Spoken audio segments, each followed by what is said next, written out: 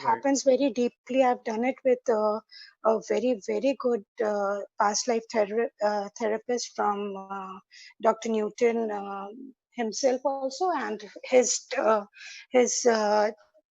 students also, like Mrs. Nirmal Desai. Yeah, yeah. And I've had very good. She can, but I have not been able to regress basically. Yeah, but a lot of people, some people are kinesiologists, so you kinesthetic. So I yeah, know, so but I'm sometimes not. you're not able to Yeah, see it, but you're feeling it. no, I'm not able to feel. Also, I can just feel the energies. Definitely, I go very deep inside. Right, right. But I'm not able to see, feel, or anything. But I feel that definitely the healing has happened a lot inside. Yeah, so sometimes it happens like that, and sometimes the soul is not ready, and however the healing happens, and that is, and eventually purpose of anything is to get healed, and if Yeah, the healing is happening, yeah, you're anyways achieving what you want to achieve. yeah.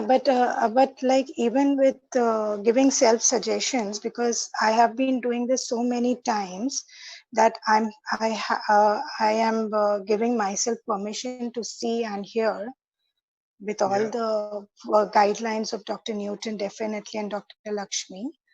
But I don't know, yeah, but there is some sometimes it blockage happens somewhere. that I it is, feel. yeah, but sometimes maybe it is not a part of your soul's experience to experience this at this moment. Or sometimes if you're trying too hard, then you're mentally sabotaging it. So we just No, do it I go with a with open blank mind. mind, absolutely with an open and blank mind, a Sure, clean slate, sure, absolutely. sure, But I sure. would like to know if what can I also do in this, like. Yeah, so maybe you can later on ask Dr. Newton after the work, after the session. Thank you so Yeah, much, Shreans. yeah, Thank thank you. you, thank you. Yeah, so one more sharing I can take. Wait, Keshav, Dr. Newton has joined. So, friends, I have Keshav with me who will be helping me, technically assisting me. And along with me, Rushabh Sheth and Varun Daga, they are the co hosts with me. Will be together Hence, will be I taking care. joined. Okay, okay, Dr. Newton. Thank Yeah, you. thank you.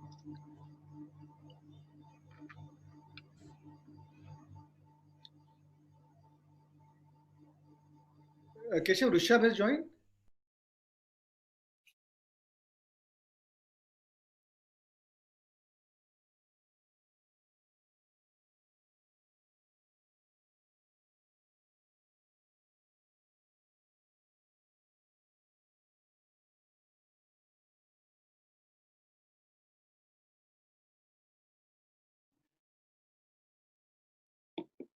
Sorry, friends, there was some problem. I think he's not able to transmit it to YouTube channel, so he's still trying. So a lot of people are joining on YouTube live. Yeah. Okay, friends. So thank you so much for joining. And so today's topic is soul contracts and past life regression. So maybe around for 45 minutes, I'll be talking about soul contracts, what our soul contracts are. And then after that, we'll do a live practical regression session to know what are our soul contracts in this lifetime. And that will be done by Dr. Newton. He's already here with us. So thank you, Dr. Newton. Thank you for joining today.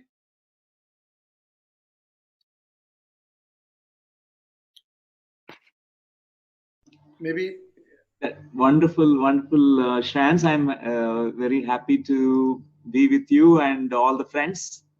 The topic is very interesting, and I'm eagerly waiting to hear you. Thank you. Though I am feeling a little reluctant to talk in front of you. No, no, you are such a master. Wonderful that I'm always very eager to listen to you, because I've been listening to many of your lectures, talks, and workshops that you're giving. All these during the lockdown period, it's amazing. Thank Thank you. you. Thank you. And Swam, I've been listening to your talks also. Thank you. It's really privilege and honor for me to have you here today. And I'm quite excited to eventually go into the session. So while others are still joining, I thought I'll take the theory part, and then you can, whatever, which from wherever you want to continue, can continue, and then take that into a practical session. Thank you. Yeah, is Rishabh joined? Keshav?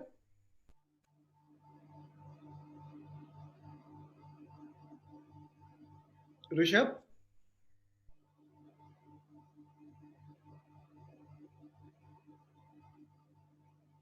And Varun is also here.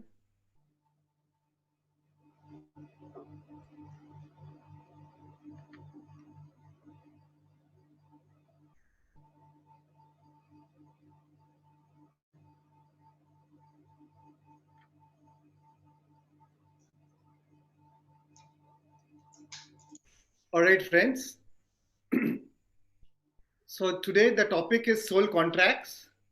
So contract is something which we all have heard about it. Maybe you all have heard about it, but I'll probably go a little more in detail how it works.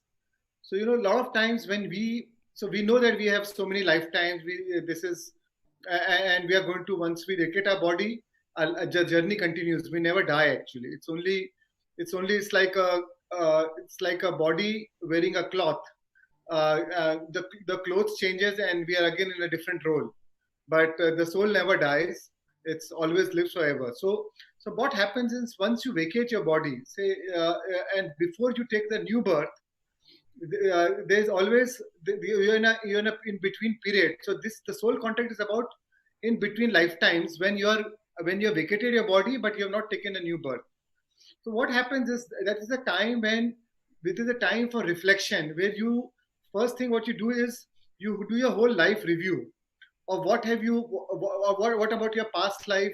When you vacated your body, what did you plan to do in that lifetime? What were the unfinished lessons? What were the unfinished business? What did you learn? What you did not learn? And you review all these lives. And the best thing is, when you review this, you are supported by our spirit guides, who are like a council of elders. Also, you can call angels or ascended masters. They are a very wise love beings, and very, very wise, highly evolved beings, and they are very loving beings, and they assist you in guiding you in your soul review, in your past life review. And when they guide you, they never judge you what you have done right, what you have done wrong. There's nothing right and wrong from that their perspective at all. So they help you understand from that perspective. And uh, then and then you review your whole life, and based on your past review, with their guidance, you plan your next lifetime. And there you decide, what are the lessons which I didn't learn, how do I learn in this lifetime, what should be the who should be what should be my soul contracts. So there you will decide where which family you're going to take birth, in which family, when are you going to take birth, which gender you're going to take birth, which play location you're going to take birth. So all those, everything is, it's your own choice, with your guidance, with your spirit guides. And then the spirit guides, then when you review your old life, the spirit guides propose you many choices. Okay, say in the past life, maybe you were a victim, or you didn't learn uh, how to stand up for yourself. So this lifetime, they will help you plan situations and circumstances which will give you an opportunity to now you to stand up for yourself. And maybe you'll plan more events, whichever more challenges or more contracts in our life, which will give you an opportunity to again learn from what you had not learned. So friends, this is, so every time you make a soul contract, there are two main guiding principles of making a soul contract, is to learn what you have not learned in your past lives, and also to then cultivate more virtues in us, to our soul. So there are more than 30 divine virtues of the soul, which you can which you need to which we want to cultivate and express in our physical life. So, like compassion, unconditional love, self love, patience, empathy, gentleness, kindness, acceptance, gratitude, etc., etc. So these are the virtues we want to cultivate in a in the next life. And uh, uh, and then based on your virtues, and based on the lessons which you want to learn, these spirit guides, these ascended masters, or these council of elders help you. They propose a plan to you. They propose a plan. So it's like the plan is like a movie. You know how an actor, before the actor goes into acting for a movie, the director will tell you, "Okay, this is the role you should play. This is the role." So it's very much like that, where you will plan, you will plan that role, and in that role, you will find whatever the other different souls which matches your plan. So suppose if you want to plan a role, if you are on a challenging role, or say you want to plan a role where you are a no, now you are a victim, and then you'll find a person who is a perpetrator, so that the perpetrator's learning is how he decides not to be bossing over others, and not to be commanding over others, and humility. The role of the victim is to learn self-respect, to self-love. So then he will choose. So a victim will choose a perpetrator, and a perpetrator will choose a victim. So that's the right combination for each other. And then you ask that person, would you be like to be my soul partner? Would you be like to be in as a part of my soul contract? And okay, maybe we'll born as husband and wife in the next life. Maybe we'll born as friends in our next lifetime, or a mother or father, or a child or a parent relationship. So that's how you decide your soul contract, and then you are given many choices. It is not necessarily that no contract is enforced on you, because when the elders tell you, they tell you in a very loving, in a way to give you a perspective, give you understanding, because the soul's deep urge is always to evolve further. So like, say when you're in a class second, it is your urge to go to class 3, you want to go to class 4. But of course, when you go to class 4, you need to go, the curriculum is little more tougher, but you still choose to go to class 4 because you want to evolve. So same way, in the evolution of a soul's journey, from infant soul to baby soul, to young soul to adult soul, to mature soul to old soul, to transcendental soul, this is the whole journey where we want to continue evolve.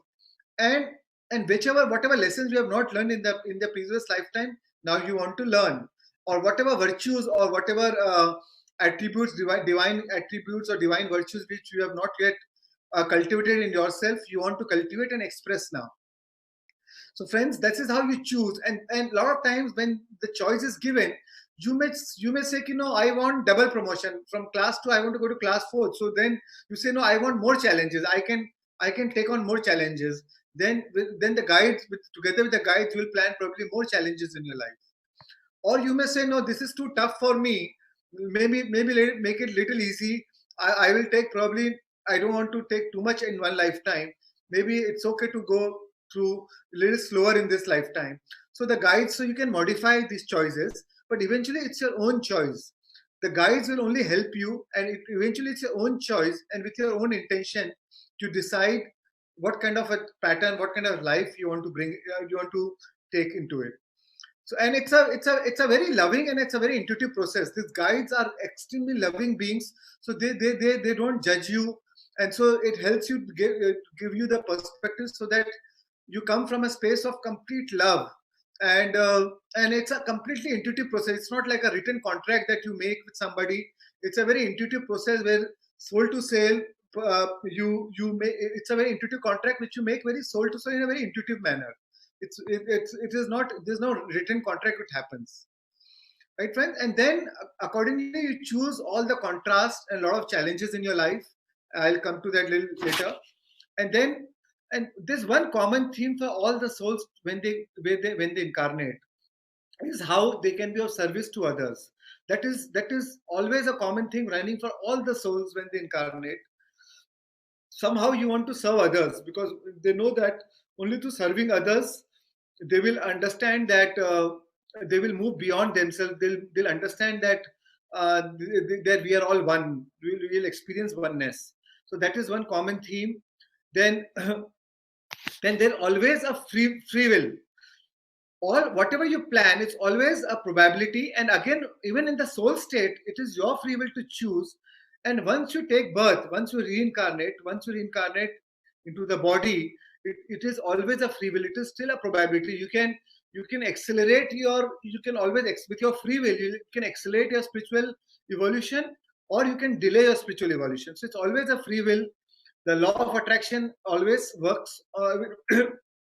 The law of attraction is always working in it on it, and that's how, with the help of free will and law of attraction, it will always keep intersecting with your soul's plan, and that's how it decides whether to accelerate your soul's journey, or to delay your soul's journey. And in the process, a lot of healings will happen, a lot of learnings will happen, and as I told you, it's our choice to fast forward or delay our soul's journey. So, friends, these are the Keshav, next slide.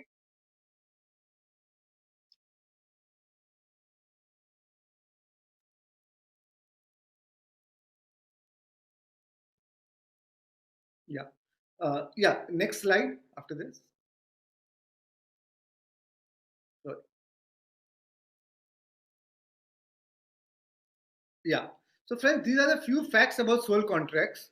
So here you choose your own name, you choose your date of birth, you choose your physical location where you want to born, where you choose your own gender, you choose your family, in which family you want to born, which is a perfect match for your evolution of your soul. You choose and your soul family. You also choose your soul family. So over a period of time during your whole lifetime, you'll encounter your soul families as and when it is needed for your spiritual journey or your evolution. And your soul's family doesn't mean that they'll always come in a very nice way. Even your perpetrator, even your enemy, which is your perception when once you take birth as an enemy, may actually come as a soul family to actually help you evolve your soul's journey. So so from the perspective of the soul, before life, there is no enemy. He is only a friend there to help you evolve. But once we come here, we forget. It's like we come as a volunteer, and it's like a amnesia which is given, and we forget what was our soul's plan. We forget our soul's contract, and then in this lifetime, when we encounter that person, we think he's my enemy. But actually, they all come as triggers to help you evolve, as a triggers for your soul evolution, as a trigger to accelerate your soul's journey. And this comes not only in form of people, it could be also come in form of events, life events, circumstances, and situations. So friends, so life events helps you to heal. So friends, whenever any events happen in your life, so you have to understand that life is only happening for you. It is not happening to you. It is only happening for you to accelerate your soul's journey. So it doesn't matter whether it's a good or bad, is our perception of that experience or that life situation. So we have to understand this, and we always have a free will. So our free will is always, so if whatever we have planned as a soul's blueprint is always a probability. Our free will, we can always overrule it through our free will. So that's why free will plays an important role, and it always intersects with the soul's plan. Again, you choose your death. You choose when you want to vacate your body through various exit points. You do not decide that on this day or this specific time you will die.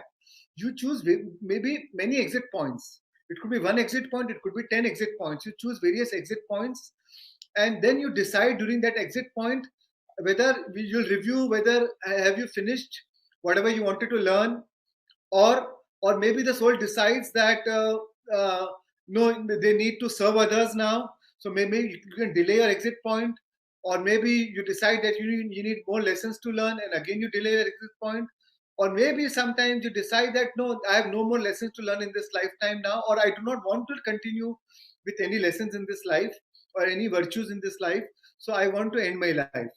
So you can choose the earlier exit points. So that's how over a period of time the soul chooses their exit points. And that's why we see so many miracles happening. A car went through an accident and 3 people died, but one person miraculously survived. Or a plane crash happened, two persons survived. So that's how, because it was not their exit point that time.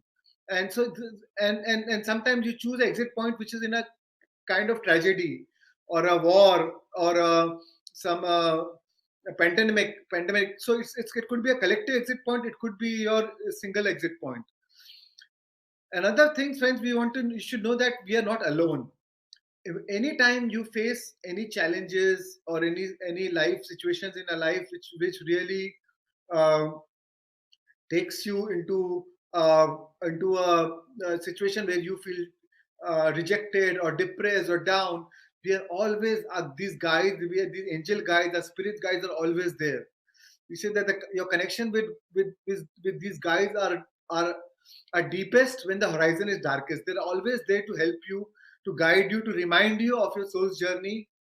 Because all these challenges, most of the challenges are planned by us, so that we go deeper and evolve. And then, friends, a lot of synchronicity happens in our life. Synchronicities are meaningful coincidences. A lot of these meaningful coincidences happen, serendipities happen. So when we are aligned with our soul's plan, our spiritual journey really accelerates.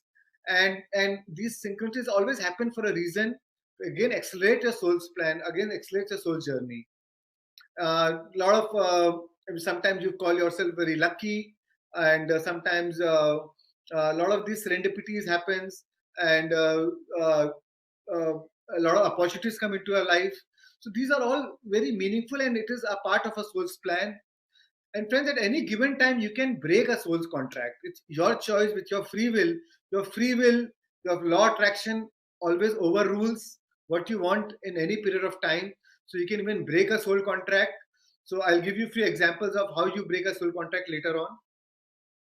And you can always clear your karmic debt much faster than even what you even planned. Or sometimes with when you do not learn it, you actually delay your karmic debt, your karmic plan. So, friends, I want to tell you about these. There are three layers of a soul. The first layer of the soul is the spirit self. The second layer is the soul self, and third is the earth personality. So, the spirit self is the supreme self, the supreme God, which we are, which we all are a part of. So, at some part, we are a part of that spirit self, which is I am, all that is Aham Brahmasmi, or all wise, all love, the supreme self. So we have three layers of a soul. So one layer, the upper layer is the spirit self. Now the middle layer is the soul self. This is the self where we experience duality, where we understand is your soul and this is different from my soul. I have my soul, but then this is your soul, this is other soul. And as a soul, we all meet together to decide our contract in this lifetime and how we are going to intersect with each other and help in fulfilling each other's soul's journey. So this is our soul self where which understands duality. But for all souls, at some level, we are a part of oneself. So it's like a wave and an ocean. The wave is also a part of the ocean, but at the same time it is a wave. So it's like a spirit self and the soul self. And the third is the earth personality, where we reincarnate, where we take physical embodiment, we incarnate into the earthly plane. And here we come here to feel the experiences. At the soul self, even though we have done the soul review, even though we have done the life review, and we have understood the wisdom of what we do not learn, but unless we come in the earth as a personality self and know it as an experience, unless we experience it and really transform it through an experience, we do not it doesn't become a part of our wisdom. So friends, that's why we come here to actually physically experience it, and so that it turns into a wisdom. It just does not remain only knowingness, only knowledge. It's actually that knowingness should transform into a wisdom. And that's why we come here as earthly beings to evolve into in a path of a soul journey. So yes, three layers of the soul: the spirit self, the soul self, and the earth personality. Yeah, next. So friends, so in the soul's journey, when you determine your soul's plan, when you determine your soul's contract, so karma plays a very important role. So so I want to make you understand what is karma and what are the two aspects of karma. So karma is not any cosmic debt, but it is more as a lack or absence of any balanced experiences.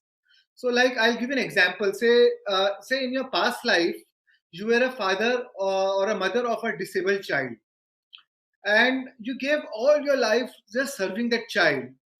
and somewhere your life became very imbalanced because the whole life was dedicating in only serving that child. So and you could not attend to other aspects of your life, or so your life became very imbalanced. And now for that person, so you were a caregiver. Now the for the disabled child, he was he was the other end, he was receiving the care, and he kept on receiving care. So from, but he could not do anything, he could not give from his side because he was disabled. So now both of them feel some disimbalance.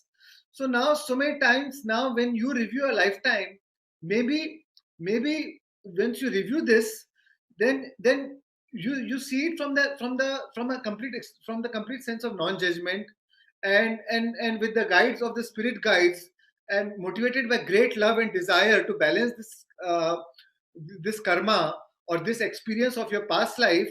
You may decide to even switch roles. Okay, now let me become this in this next lifetime, or and you take the role of the parent and let me become a child. So this is how. So karma always wants to learn through balancing, and balancing means they want to go through that experience, not just know it. They want to actually go through that experience. So whatever lessons, whatever learnings which you have not learned in the past lifetime, the karma, as per the karma, you want to now go through that experience yourself. So balance comes from what it did not. Balance only comes from what it did not experience previously. So like how you switch roles now. They experienced only, like in the last lifetime. Say I was a father or mother, I only experienced caregiving. I never experienced receiving care. So now I'll switch the roles so that I learned how to experience care. Or it could be some other way. Maybe you abandoned your child and not give him care. So now you will design your lifetime so that you feel in this lifetime you feel abandoned in a situation where you are abandoned, so that you learn the lessons. So balance always comes from experiencing yourself in the next lifetime. So this is one way of one aspect of karma is balancing.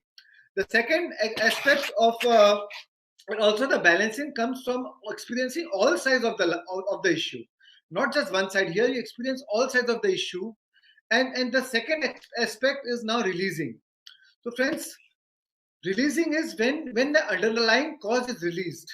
Now suppose now you take another lifetime of balancing that karma, but even in this lifetime, if you do not learn the underlying cause for the lesson you wanted to learn, that means you're not released. So then again you'll plan next lifetime, or unless even in this lifetime you'll probably keep on facing more challenges unless you learn the lessons. So but you have a choice. But if even if you have planned something in this lifetime, but if you learn the lessons much earlier, then you transcend karma. Then you don't need to wait. Even though, say, so I'll give you an example. Say you are a victim consciousness in one lifetime, where you've been overpowered by others. You did not know self love. You did not know how to stand up for yourself. And now you meet one soul who was a perpetrator, and who was very empowering and overpowering others and dominating others. So now you make a soul contract that, okay, let us born as husband and wife together, and we learn these lessons from each other. And at the age of 30 we'll meet each other, and then when we meet each other, we'll obviously fall in love with each other and we'll marry each other. Now by the age of, now you take a lifetime. Now you are born as a victim consciousness. By the age of 25, you are working somewhere and your boss is very overpowering, and you still have that aspect of victim consciousness in you, and the boss is very overpowering. But by the age of 25 only, when your boss is overpowering you, you decided to stand up for yourself. You decided that no more, I will go through this victim consciousness, and you develop a sense of self love, and you decided to quit your job or stand up for yourself, and ready to face the unknown, but you stood for your truth. So in that very moment, it's a very empowering moment where you have transcended your karma now. And then if you continue to keep that aspect alive in you, and maintain that high vibrational frequency, and not the vibration frequency of the victim consciousness. So even at the age of 30, you might either you will never meet this person whom you had planned to meet, or even if then you meet that person, it could be just a friendship, or it could be just one date and that's all, and nothing really happens, because you don't need to learn that lesson anymore. So, friends, that's how you transcend karma, and so that is where our free will comes in, and you decide whether to transcend that karma even before time, or you may even marry that person, but you may not learn the lesson, and your whole lifetime goes in not learning the lesson, and then you again take a new lifetime, and then probably again delay that whole aspect of learning. So, friends, this is how our free will and law of attraction works, and uh, it always that's why it's always very empowering, that because of the free will and the law of attraction, to always decide to transcend your karma or delay your karma, and the moment to resolve that underlining cause, it is transformed. So that's why there are two aspects of karma. One is balancing, and the other is releasing. So karma is only a set of false beliefs about oneself and the world, and the belief is of fear, separation. And once the soul realizes true nature of pure divinity and the one with spirit, it actually liberates. The moment you know that you are the spirit of your pure nature, it's a very liberating feeling, and it's itself it releases you from the bonds of the karma. So that's why the very knowledge, the very awareness, very understanding itself can liberate you from this bond of karma. And of course, meditation plays a key important role. That's why with meditation you can always transcend karma, because when you understand that knowingness, that wisdom comes to you much beforehand, you don't need to go through those life challenges or the life contracts, the soul contracts you have planned, or the contrast or the challenging situations you have planned, because you already learned the lessons before time. Then you don't need to then you don't need to face those challenges to learn them, because the only reason you plan those challenges, the only reason you plan those adversities or the contract situations in your life, is to learn the lessons. But if you already learned it before time, then you transcend those karma. Then will not face those challenges, because the universe always works with law of attraction. Now you'll only attract what else is needed for you to learn, and you attract what you are. So that's how the karma works. Two aspects: balancing and releasing. And friends, any false belief, all these false beliefs change when change when and because your feeling changes. So karma is not just intellectual. So when you are transcending karma, it is not an intellectual phenomena. You have to change from feeling within. So suppose you are an angry person, so your feeling of angerness has to change. You have to become a loving person. You have to become a so unless that feeling changes, you cannot just say you are understood mentally. So the release aspect of the karma only happens when your feeling changes, when you have transcended your feeling being, your real being. So one is human, one is being. So your being has to change. So from the soul level, from your consciousness level, if you have transcended that emotions, that feelings, then you have transcended karma. So false belief change when and because feeling changes, and the suffering results, and most of the time this suffering always results from the story we tell ourselves. And whatever life situations happen, you always all situations are fundamentally neutral. It is always the story we it is the story which we perceive or we conceive around that situation, which which results into suffering. So friends, Buddha said pain is inevitable, but suffering is optional. So it is our choice to really suffer or not. It all depends on how we perceive that situation. What is the story we built around that situation? And friends, the healing, we heal our karma when we, which is the very basic way of to heal. First step of healing our karma is through awareness. The moment we go through that stage of suffering, or the situation of which triggers that suffering, we have a moment of choice before your mind creates that story. And if we are aware of that moment of choice and we understand that no, this is there for me to learn. What is this? Why is this situation coming to my life? What is this aspect which I need to learn from this situation? Before you conceive your story about separateness or coming from the sense of ego or uh, or blaming others or develop so much of resistance around that situation, you always have a choice to drop that resistance and understand that uh, what is this lesson, what was this lesson this person is trying to teach me, or this situation is trying to teach me. If this situation or this person is triggering this anger in me or this aspect of me which is a resistant pattern in me, what is the lesson which I need to learn? So friends, this is all about changing ourselves. So there was one quote, very interesting quote. Yesterday, yesterday I was yesterday I was intelligent. Yesterday I was intelligent, so I decided to change the world. But today I am wise, so I decided to change myself. So and again, meditation plays a key important role here in changing ourselves. Yeah, next slide. Yeah. So, friends, these are few of the these are the few of the attributes which you want to change. The key things, key events which you plan before you are born.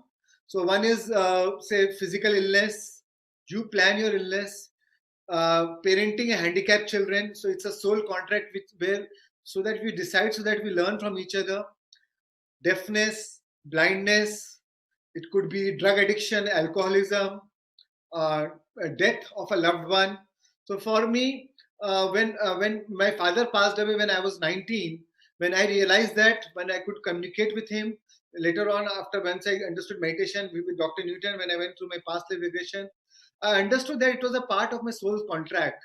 We decided that it was a trigger for my evolution, where we decided together as a soul that he will leave me at this point of my life, and that triggered my spiritual journey. And eventually uh, it led to my illness first. First I went through illness through tuberculosis, and then it triggered my spiritual journey. So any physical illness, any trauma, pain, suffering actually triggers your spiritual awakening. There are great points to trigger your spiritual, act as a catalyst to trigger your spiritual awakening. And once I understood that, I was totally free. I was no more grieving about my father's loss, and I was completely liberated from that feeling. So, friends, this is how, so death of your loved one, any accidents in our life, miscarriage, abortions, even we decide our pets, the pets we want to encourage, which we plan our pets in our life. It could be a dog or a cat. You decide which pet, and it's a part of a soul contract. Soul contract to be a caregiving or a caretaker, to soul contract to be in an abusive relationship, and a soul contract for a spiritual awakening, adoption, adopting a child, poverty or being adopted by somebody else, poverty, suicide, rape, mental illness, incest, sexuality, caretaker or healing, and many other events. So these are few of the key events. So we decide, we as a soul contact, we plan all these things into our life. So and friends, a lot of times we also plan challenges which is nothing to do with our karma also. So we plan challenges in life experience unrelated to a karma, even though I've not did anything wrong, but still I plan some challenges in my life. So so this is how I'll give an example how it works. So these are any unresolved trauma or judgment or blame or any anger, guilt, or any of those fear-based emotions, if it still remains, you still plan to uh, you still plan that karma, you still plan that soul contract in a life, so that you learn that lessons. So like say, so you are say in this lifetime, in the past lifetime, you are a say you are a child of your parents, and your mother and your father had a very abusive relationship, and say your father killed your mother. Your father shot your mother, and you saw that mother dying, and you were extremely hurt by that situation, and you were very traumatized by that event.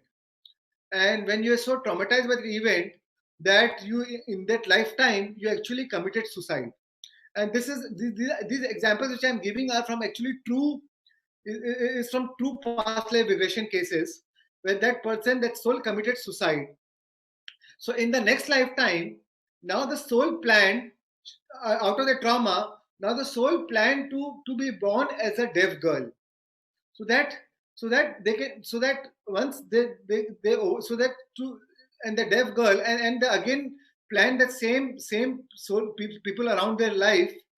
And now that person's challenges is to give them love and care, and they came as parents of this deaf girl now. So sometimes, a lot of times, we plan these challenges, these difficult situations in our life, but from the soul's perspective, it's not difficult. It is only to learn lessons.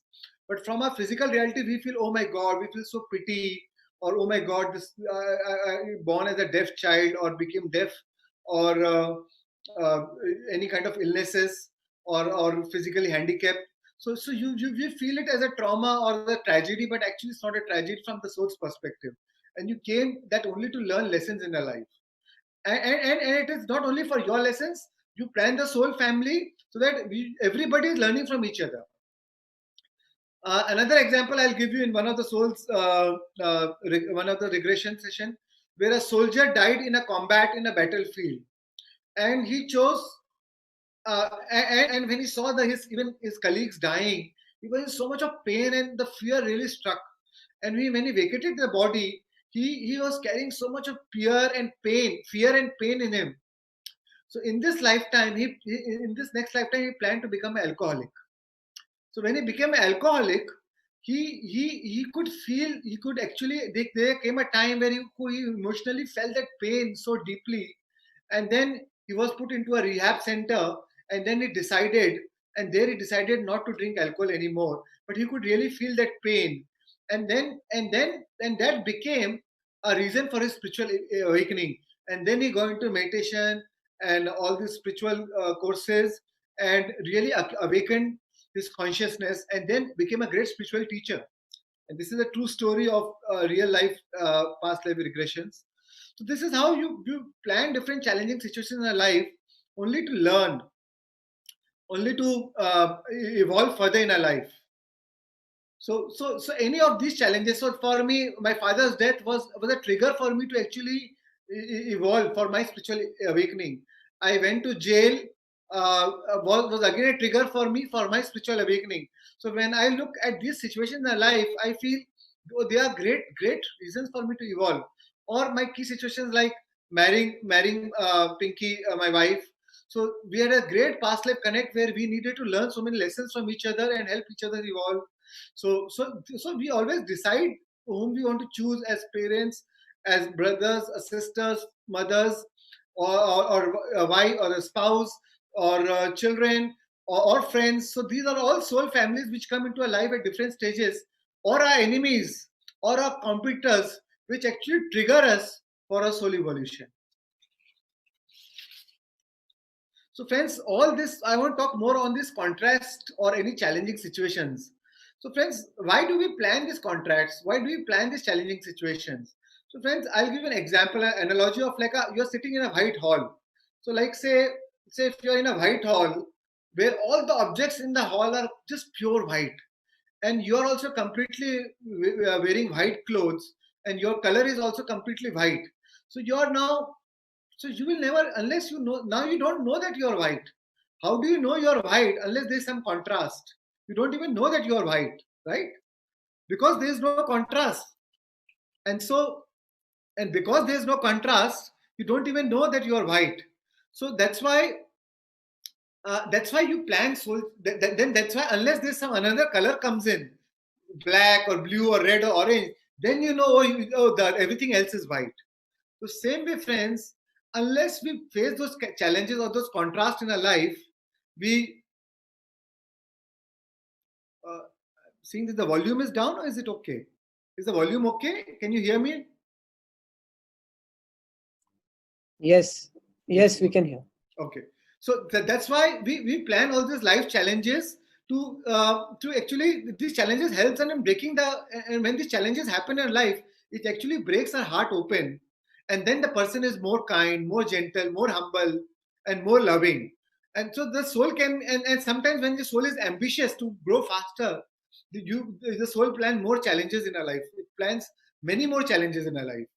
And your planned wounds act as a catalyst for your great healings in our life. So mostly, and when you do not when you don't learn the lessons, then you repeat what you do not repair. And with repeated life challenges, your soul is only trying to draw your attention for your spiritual awakening, for your lessons which you needed to learn, which helps as a trigger for your spiritual awakening. So friends, suffering is a potent healing mechanism, even though we dislike or resist suffering, but actually it is a very, it is a catalyst for our healing. So, and also friends, the growth process is not linear. When you plan a soul contract, sometimes we decide that, okay, this lifetime I want to go very easy. Even though there are so many life lessons to learn, maybe one lifetime you may try to take rest, two lifetimes you want to come and take very easy on your life, and you may plan very less challenges. So it is not a very linear process that, okay, every time you have to learn the lessons. So sometimes when in class 2 you will say, okay, I'll repeat class 2 one more lifetime. So it is your choice, it is your soul's choice.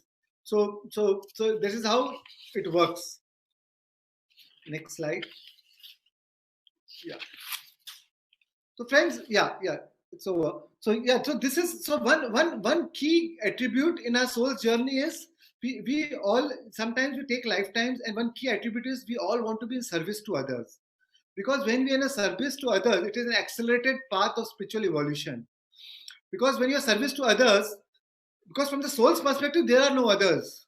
When you come here, you understand it is others, but from the soul's perspective, they are seemingly others, but they are no others. In order to foster, and that's why when you are serving others, you are actually fostering your own expansion of, or the evolution of your own self. So for me, like teaching today, I'm teaching this session, or teaching is my passion, or with Dr. Newton. So it is, or with you all, whoever are doing with whichever way of doing service to others. So you are actually serving yourself, because there are no others. It is only you. They are only the extension of your own self. They are only, they are only reflection of your own self. So you are only serving yourself, and that is how you expand consciousness. Because when you give, you receive, and when you are teaching, you are actually learning. So it is the most fastest way of actually evolution. And the highest good of yours you can do to yours is actually is in service to others. And a lot of times, a lot of souls, even in spiritual evolution, a lot of times when you keep focus only on your soul, only on your own self evolution, when that focus is only on your own spiritual advancement, actually your soul's evolution slows down. The soul evolves fastest when you're also actually helping in others' evolution. You're actually serving others in their journey. So the very service means an act of loving kindness. And when you do that, you expand your consciousness.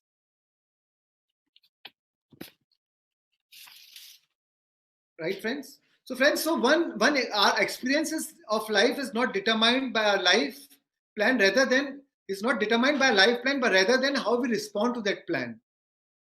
We can respond as a victim consciousness, and most of the time, a big challenge is how to move away from the victim consciousness, or from a consciousness of judgment. Judgment is a key lesson in our life, because judgments create separation. It creates separation of, and separation creates fears, and then fears leads to all the problems in our life. And another challenge of our life is always to release resistance. Because friends, when we have resistance in our life, any life situation, if you are coming from a state of resistance and resist that situation, what you resist, you persist. By law of attraction, when you resist, you are giving more energy to that situation, more energy to what you do not want. And by that law of attraction, you'll draw more of those situations in your life. So our biggest challenge is to drop that resistance in our life. And when you drop the resistance, it becomes acceptance. And with acceptance, turns into receptivity. Then you are receptive to any situation in your life. And the receptivity grows into embrace. Now you're able to embrace the situation. Whatever situation is in life, now you not judge it as good or bad. You're easily able to embrace the situation. You're able to understand what are the lessons which I need to learn from this life. So even you will sympathize with even your enemies, even your perpetrators, because you know that now you thank them. You are in full of gratitude to them because you know that they are triggers for your spiritual growth. They come here as a part of your soul family for your spiritual evolution. So from receptivity grows into embrace, and from embrace is transformed into gratitude for the experiences, because with those experiences help us to open our hearts and expand us as a souls. Okay, friends, thank you so much. So with this, I will hand over to Dr. Newton. Before we start, I would like before Dr. Newton starts and we go into session, I invite Rishabh to speak few words. Anything you want to announce, Rishabh? Rishabh is a co-host with me. Rishabh and Varun, my younger brother. Yeah. Hello and all, and welcome to another session of PLR. It was something that we all got a feedback that it is something that we want to do it again, and so we invited Dr. Newton. And thank you, Dr. Newton, for again coming back for the second time. First time we had quite a few technical issues. This time I hope we don't have it, since we've tried to work on it. But if it's still there, please excuse us. Without taking much time, I will cover up on a lot of other information post the session because we are running a little late. And I request Dr. Newton to take over and start now. Thank you, Rishabh. So friends, I would just like to introduce Dr. Newton. Dr. Newton is a founder of Quantum Life University. I met him in 1997, and since then he's been my friend, philosopher, guide. We have common spiritual teacher, Brahmashi Patriji, through whom I met him. And Dr. Newton since then has been a big part in my spiritual journey, and I've known millions of people transformed because of Dr. Newton. He's a living Buddha, completely living his truth in each and every moment. So for me, Dr. Brahmashi Patriji and again Brahmashi Chakravarti, Dr. Newton, they are two key persons who have helped in my spiritual journey and on the spiritual journey of my family. And he has started his Quantum Life University in Hyderabad, and built a huge pyramid there where he take a lot of spiritual workshops on his key subject is past life regression. I feel he's one of the foremost authority in the world on past life regression, and many topics on inner child. He takes workshops on Kundalini awakening, soul agreements, then breathwork, and like that, so many. And he's a complete living Buddha, and you hear him, you'll understand him. His energy, his vibes are so positive. Dr. Newton and Dr. Lakshmi, they are amazing souls, amazing couple. So welcome, Dr. Newton. Thank you for joining, and thank you for. It's really my privilege and honor to have you here. Thank you, Shreans. I was listening to your sharings about the soul contracts, the knowledge, the wisdom that you shared. It's so profound. And dear friends, it's such a beautiful platform created by Shreans Daga and Pinky Daga and the team, the Thriive team. So this knowledge could be shared to almost lakhs of people. And today, Dr. Newton. Yes. Voice is breaking. Your voice is a little breaking. Okay. So maybe Rishabh, is he okay? No, wait, Dr. Newton. Maybe we may have to put off your background.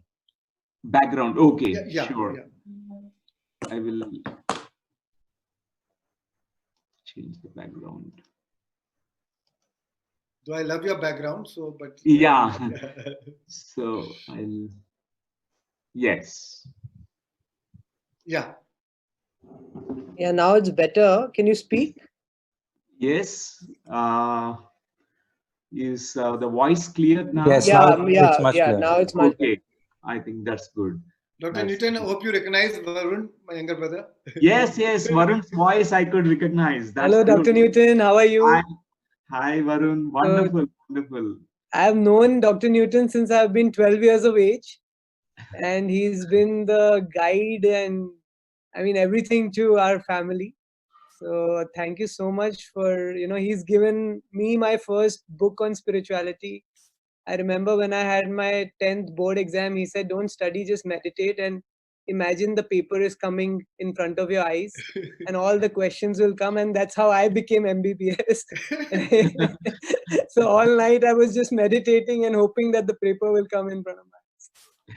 So it came or no? Yeah, it did come. It did come. A few questions came, and that's how I passed.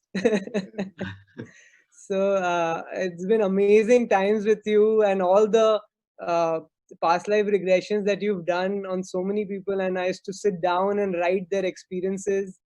What an amazing times when I really remember those times. So Yes. thank you for shaping our lives, Dr. Newton, and shaping millions of lives. And we look forward for your session. Thank Oh, you. wonderful to hear you, Varun. Your whole family is for me a great spiritual family, and friends. You have started this big revolution in India, spiritual science revolution, through bringing all the spiritual scientists to Pyramid Valley International. Such an amazing work, and you keep supporting spiritual science movement in India. Is one of the biggest movements that you started here. I always admire all the works that you do. What a inspiring energy that you carry. You inspire so many people. Varun, I always remember you. You are the very smart and spiritually evolved being. You know how to do the smart work and also no work, path of least effort. I remember all your experiences of your exams, how you could pass through them uh, using meditation and your intuition, activating your intuitions. Thanks, Varun. All thanks to you, sir. Thank you so much. Wonderful, wonderful. So, dear friends, today Shreans Daga shared about profound wisdom about soul contracts. It's none the less than this beautiful wisdom of Bharat which was presented in Bhagavatam, Mahabhagavatam. All the ancient scriptures, they talk about it. For example, if Ramayana speaks about the way of living, how to live our life, and Mahabharata speaks about what is in front of our eyes. Whole Mahabharata war is happening in front of our eyes, within us also, inside us. The two forces always in conflict. And Bhagavatam, always it's about between life soul contracts. What kind of soul plan you have made, prepared, and also soul contracts you made with people. You have different soul contracts, and Shreans Daga mentioned about different soul contracts that you make, individual, groups, group contracts, and also mutual contracts. Two people also have certain contracts. So soul contracts means we understand that it is always coming from the soul plane. It's part of our soul plan. It's agreements made by people before they have stepped into the body, the fetal body. But there are exceptions to this rule. There are contracts even this current life. Even this current lifetime, certain childhood traumas, you may make up a contract. You may say to yourself that till I learn about this particular lesson, I will not be going into this path. I will not look at these things. You may say that it's a strong contract, or you may carry a certain illness, which is also part of this, so your contract that you developed in this current lifetime. But we are talking mostly about soul contracts. It's those soul lessons that we wanted to learn. I think voice is again breaking. No, now you can hear. So it's okay, Dr. Newton. No Continue problem. now. Okay. Yeah, now it's fine. So soul contracts are your lessons that you needed to learn. So for example, law of karma is also showing us the way about learning our lessons. Karma is learning our lesson and evolving, going out of these karmic cycles. So dear friends, today we will have this experiential session. Already you have come to know enough about a great knowledge about soul contracts. So let us today understand about what are your soul contracts and what is that you need to learn so that you can free yourself from these soul contracts. Mostly all these soul contracts are limiting, very binding also. It makes us feel a kind of restriction.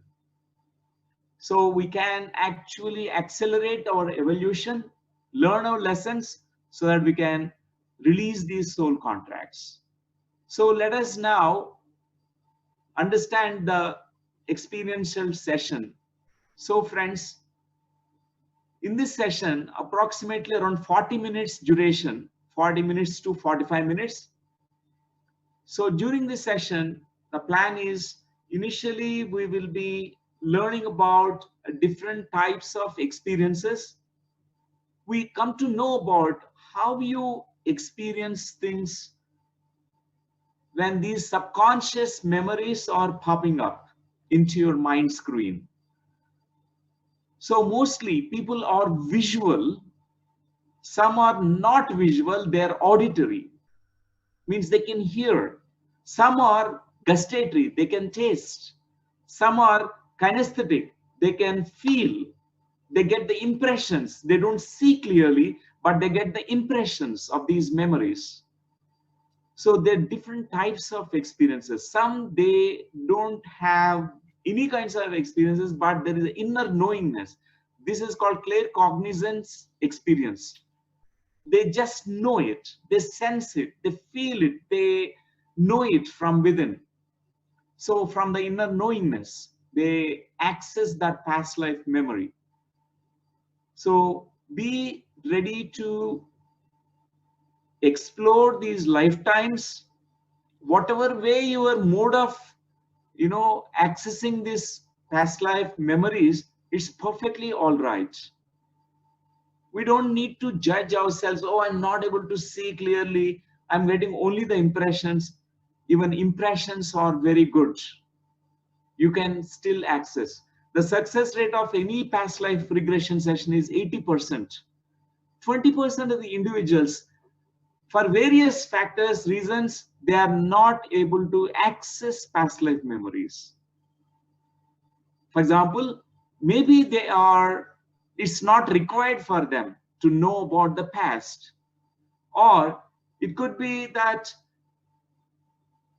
not yet they are ready to explore the past life memory. The second reason. The third is internal resistance. There is a great fear.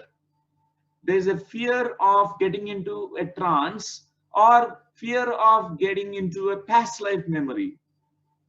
That also prevents people to get into a past life regression session. So friends, let us give ourselves the best effort, best attempt, and definitely you will definitely access certain important things about your life.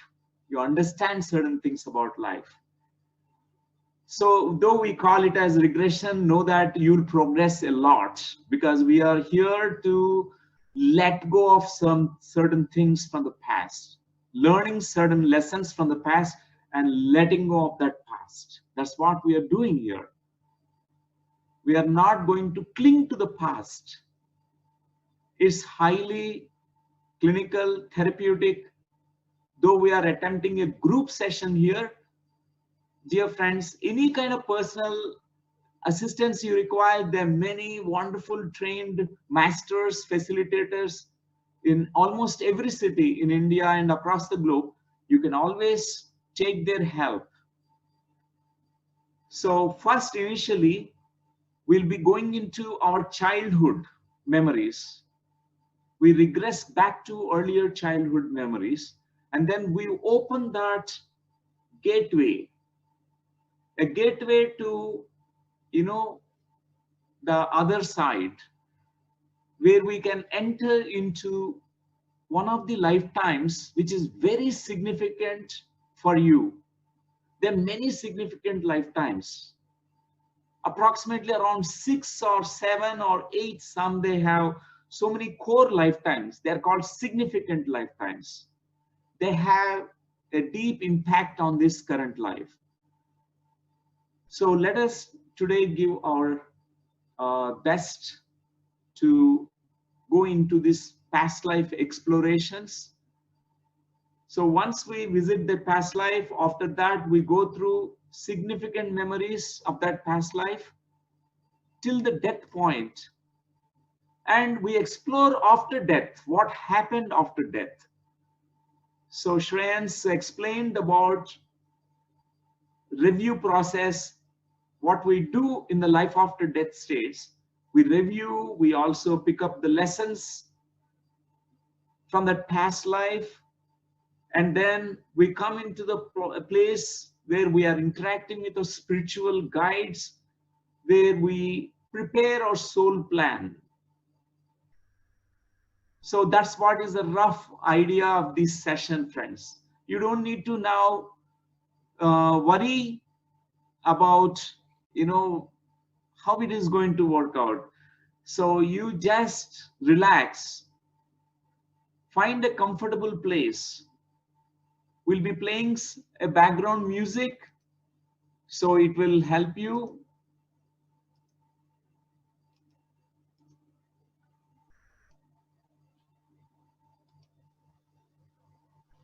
So in this background music, it will assist you to relax very well. So dear friends, you may lie down or sit down. Any posture is okay. So during the session, our goal and objective is not to go into yoga nidra state. So that's why a part of you can stay always awake and alert. So make yourselves very, very comfortable now. You may close your eyes, dear friends.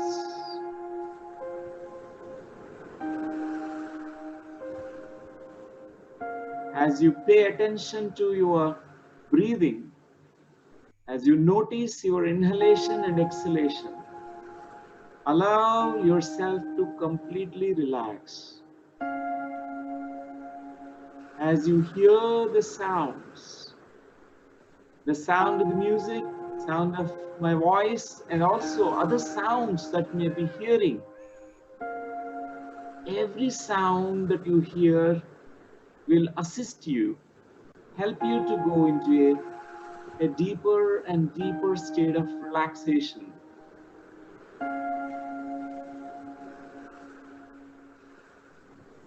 As you inhale all the freshness into your body. And as you exhale, let go of all the tiredness, all the stress, going deeper and deeper, deeper and deeper.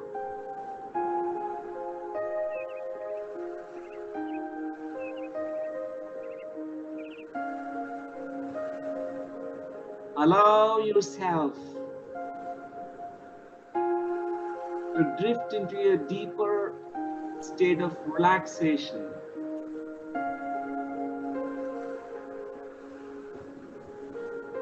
Scan your body parts with your awareness.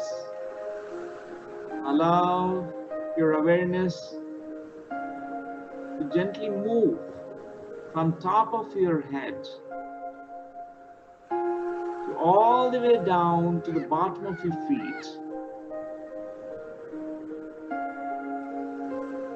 Relaxing your head and neck, relaxing all your facial muscles.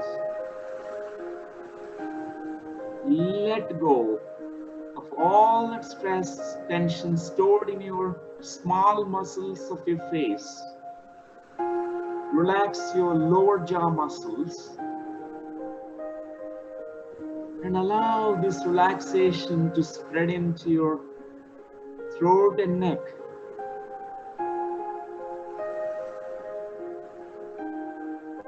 And relax your shoulders now.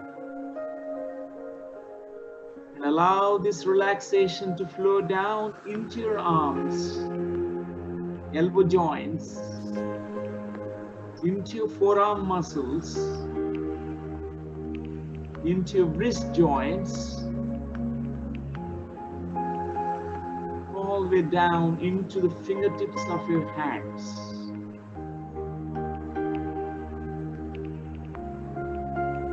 Totally relax. Notice the subtle sensations, vibrations coming from the fingertips of your hands.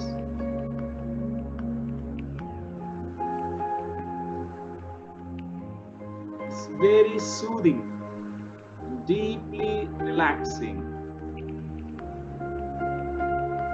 Going deeper, deeper, and deeper.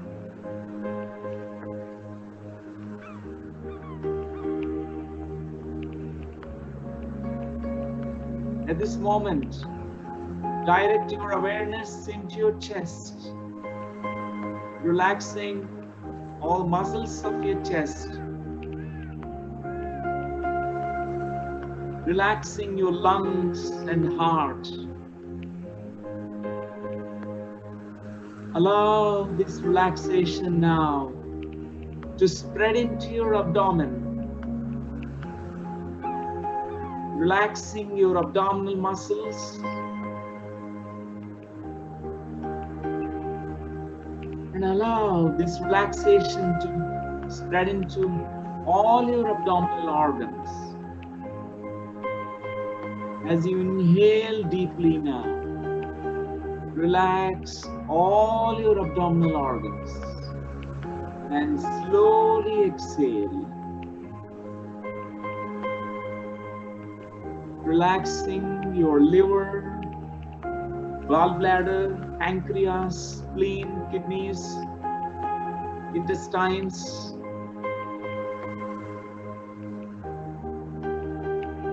Relaxing fully, going deeper and deeper, deeper and deeper.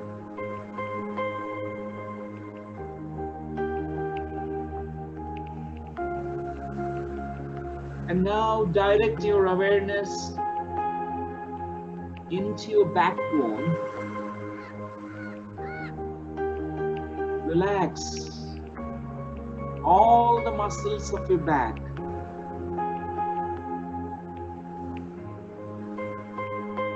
And relaxing your entire spinal cord. Let go of any stress or tensions that are stored in your back, in your backbone. Going deeper, deeper, still deeper.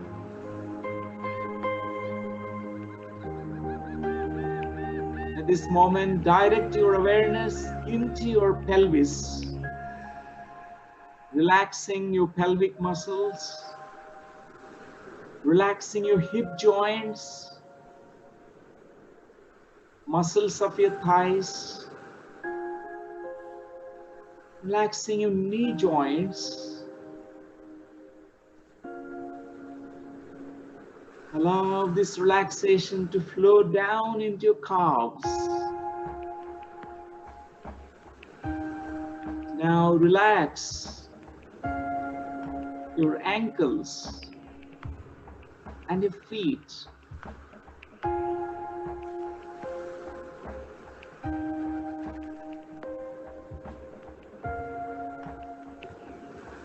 Your entire body is now going into a very deep and deep relaxation. Make it happen.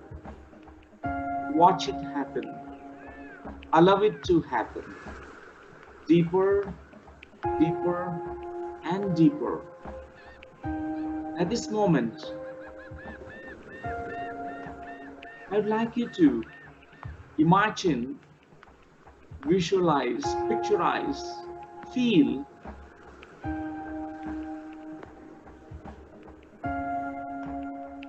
soothing, healing, relaxing light coming down from the source, from the higher dimensional planes. Visualize it, feel it, imagine it. Allow your mind to choose the color of this light.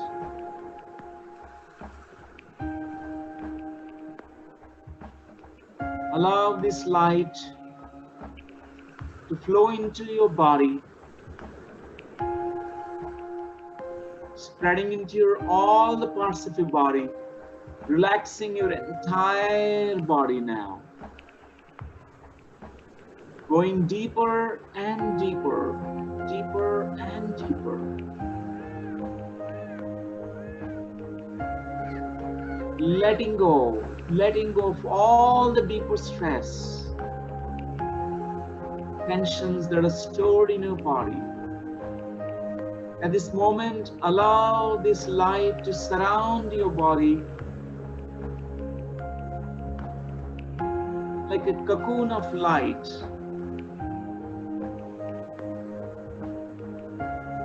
Feeling safe and secure with this divine light surrounding you.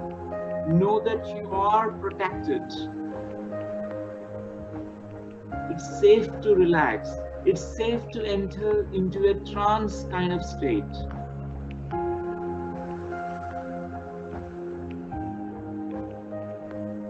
At the most beautiful place of nature, your favorite place of nature, a place where you feel safe and comfortable. It could be a place in mountains, or riverside, or a beach, or it could be a forest, a beautiful garden, or it could be a place which is existing in a parallel universe. Does not matter where it is. Send out your mind to that place where you can completely relax. It's a kind of beautiful, peaceful sanctuary for you, where you can be transported into a deeper and deeper and deeper dimensions of relaxation, deepest possible relaxation.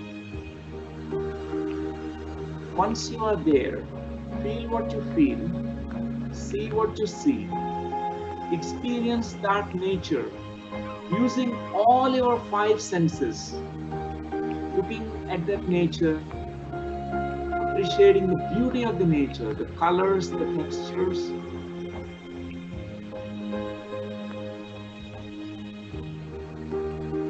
And smell the aromas coming from that beautiful nature. Open all your senses. Listen to the sounds coming from the nature. The sounds of the wind, sounds of the birds, or the sound of your own footsteps while you are walking into the nature. Explore, become one with the nature, be part of the nature.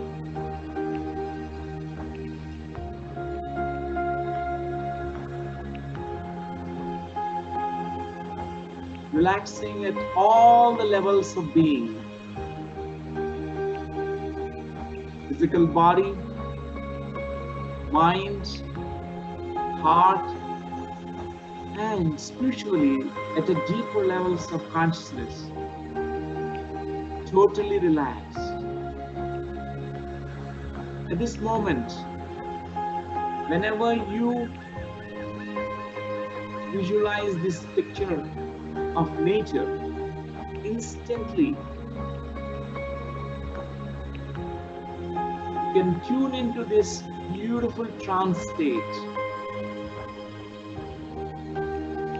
At this moment, in this state of deep trance, relaxation, though you are hearing the sounds, but you can also experience certain things at a very deeper level of consciousness. Your subconscious mind is accessible fully. You can explore, know that you are a master of your own mind.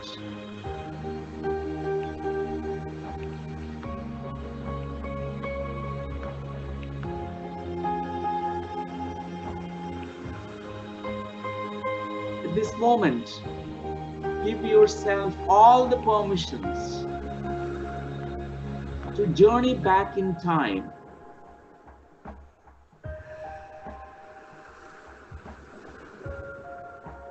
I'm going to count backwards from 5 to 1 and allow your mind to turn the memory backwards.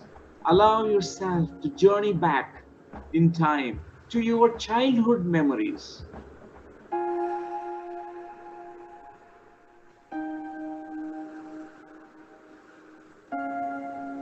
5. Remember, recall your childhood home.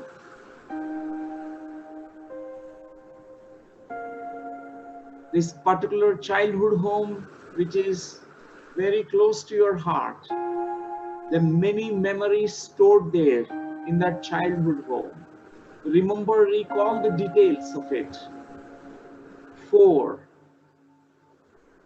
At this moment, send out your mind to that place where you lived in your childhood home.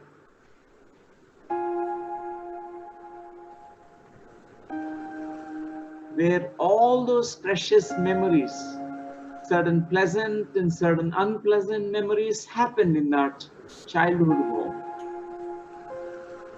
I would like you to look at that childhood home. 4, 3, tune into more details. The visual, feeling details, other sensory details. Look at the color of the wall, color of the building, color of the home, color of the gate, and as you step inside that home, 3, 2, look at the arrangement of the rooms, navigate through the rooms, kitchen, dining hall, bedrooms, allow yourself to move through them. 1, be an explorer, exploring your childhood home now. You suddenly access certain beautiful feelings. The feelings of joy could be feelings of love, being loved, feelings of safety, or could be otherwise a different feeling, a different sensation. Explore how you're feeling as you navigate through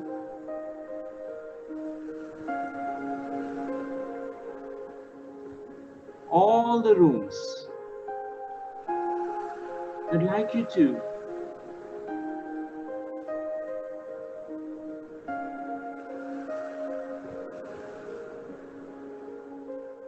reach to the bedroom where you used to sleep. That bedroom is your private space. Probably you might be sharing that space with your siblings or with your parent. All of you living in that space together. That reach to that bedroom, the place where you used to sleep. That place, as you tune in to that memory of yourself as a child, you can meet your own child version of you. One,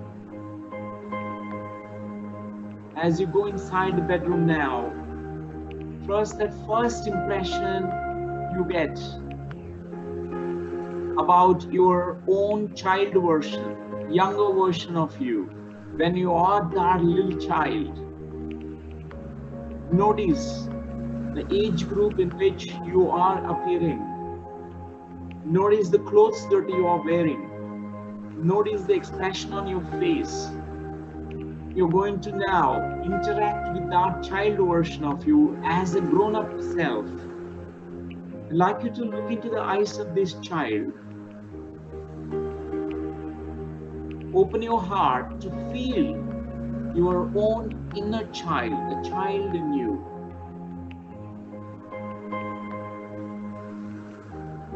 Trust the impressions you're getting or the visual details that you're getting. From your heart, you can say to this child, I'm coming from the future time. Glad that I could find you today. Look into the eyes of this child.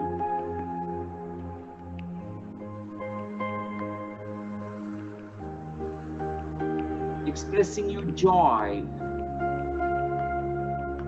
And through these eyes of this child,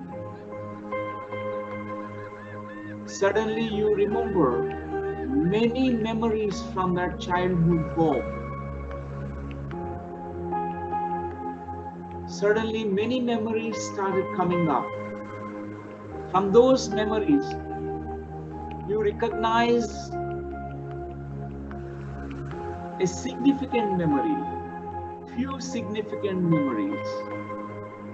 You tune into one of the significant memories. So important for you to know now. I'm going to count now, 5 to 1. I would like you to now focus fully on that significant memory of your childhood. 5. Remember, recall the details of this memory. Give yourself complete permission to look into this memory, to feel, to experience it. 4,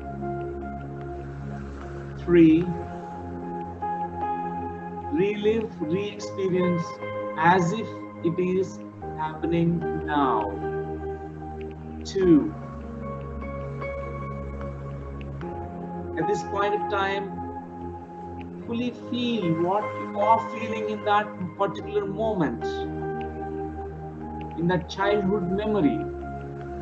1, completely tune into that memory. Notice the details. Are you alone?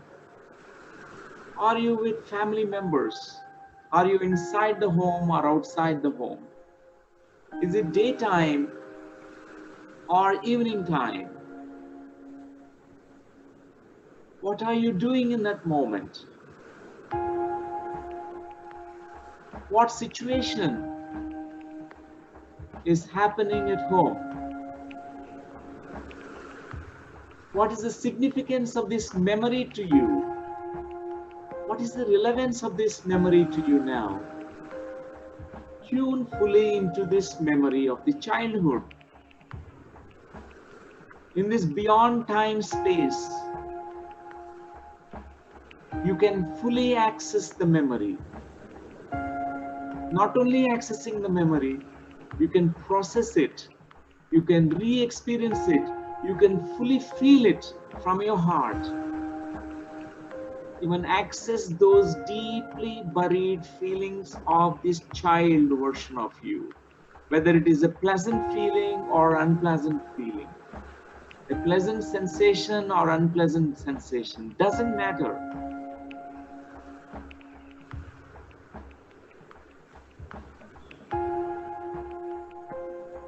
At this moment, series of memories starts popping up into your mind screen. You can keep turning your memory backwards.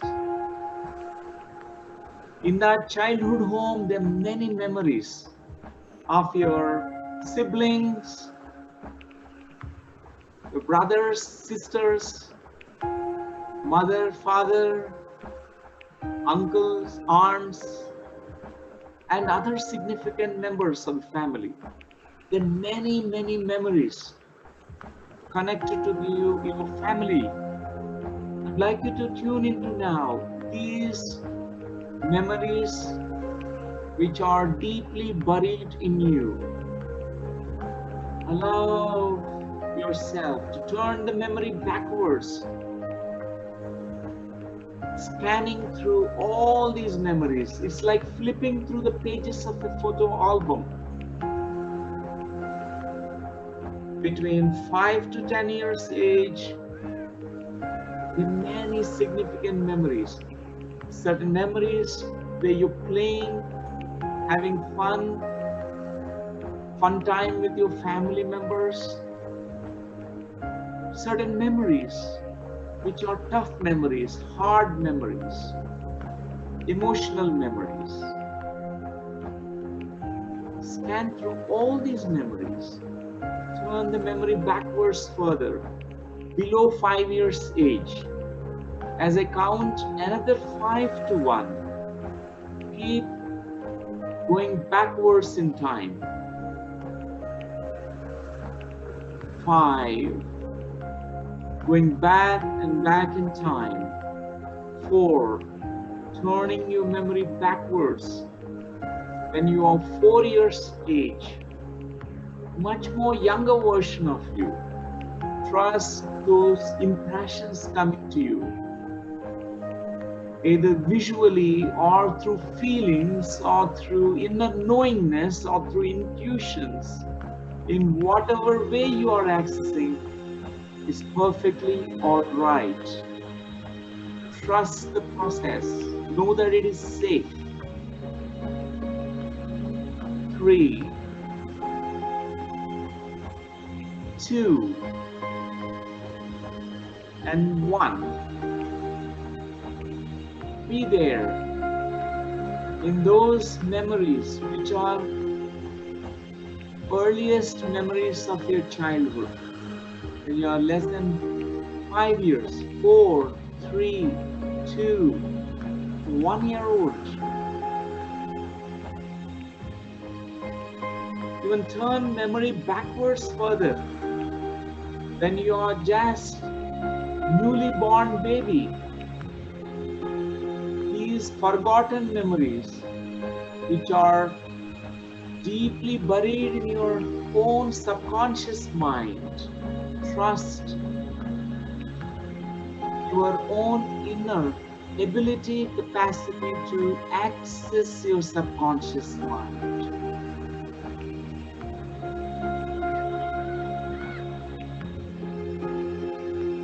Know that it is safe to access these memories.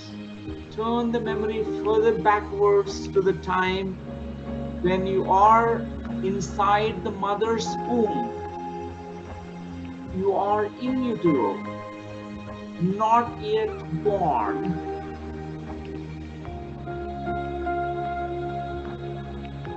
At this moment, as I count backwards 5 to 1, tune into that memory when you are inside the womb space of your mother. 5, 4, 3, 2, images, pictures, impressions, sensations, feelings, perceptions becoming clear and vivid. Notice whether it is warm or cold inside the womb space. Trust that first impression you get. 1. Step inside this memory when you are a fetus inside the womb space of your mother. Trust the impressions. Suspending the logical mind, analytical mind, without editing, analyzing this information. Trust the process. Allow yourself to completely experience this fetal memory when you are that small fetus inside the womb space of the mother. And notice how your mother is feeling about you in that moment. Is she feeling happy?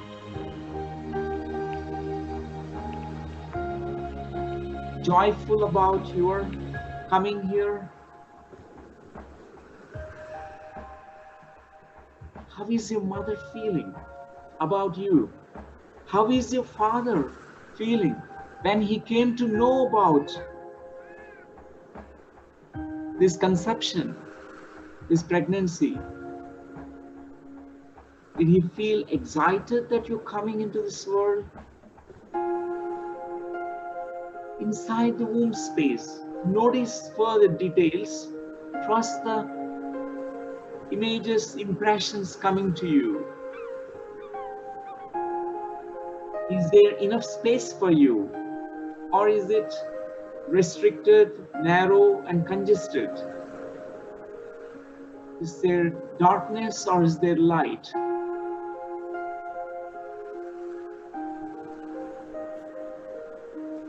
Are you feeling welcomed by your mother and father and the family?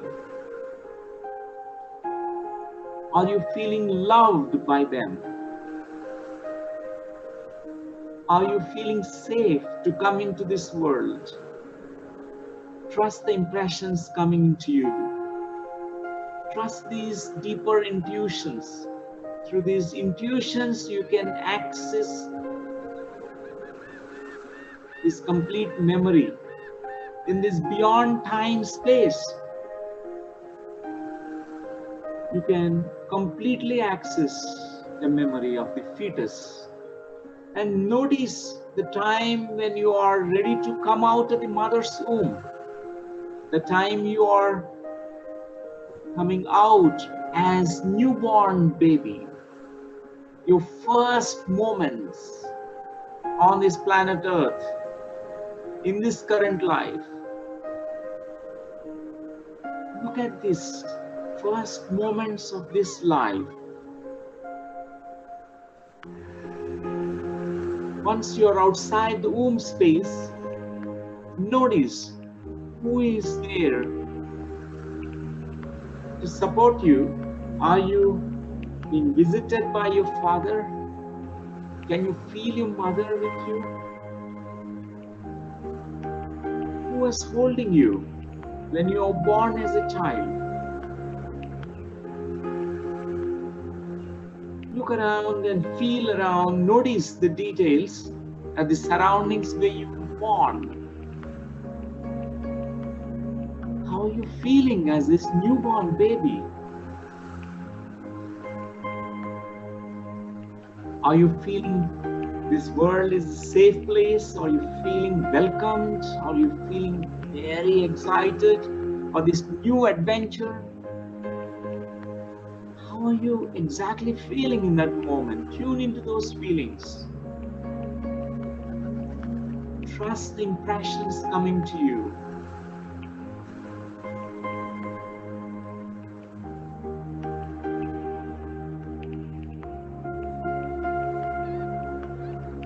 At this moment, slowly and slowly detach yourself from these memories of your childhood and the womb space, floating above the scene. As I count another 5 to 1, in this counting process, I would like you to journey through a time tunnel. This tunnel of time can take you back into a past life memory. Past life where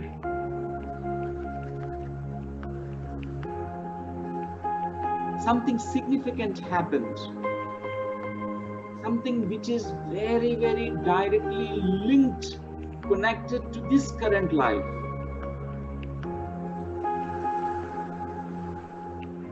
Trust the process. Know that it is safe. 5, I would like you to visualize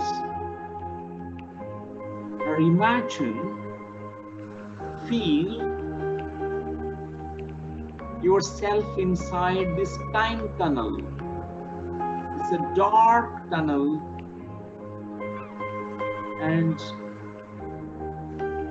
far end of the tunnel there is a light. I'd like you to look at that light. Visualize, picturize, imagine yourself journeying now to the end of the tunnel. By the count of 1, I would like you to jump into that light. You'll be joining a past life memory. 4, know that your higher self, your spiritual guides, beings of light, supporting you through this entire journey. Know that it is completely safe.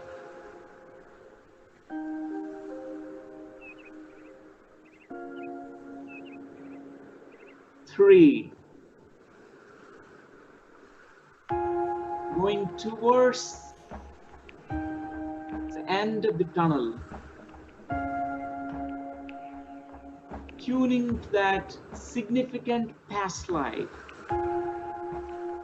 a very important lifetime which is directly connected to this current life. 2, going closer to that light, and at the end of the tunnel, imagine yourself there. Visualize, picturize yourself there, closer to the light at the end of the tunnel. By the count of 1, trust and jump into that light. You'll be joining a past life memory, which is very significant and important for you to know. Now, 1, jump into that light. Trust that first impression that you're receiving. As you land yourself into a past life memory, when you are in a different century, different time period, in a different body, in different country, different place, I'd like you to completely tune into that impression without analyzing or editing.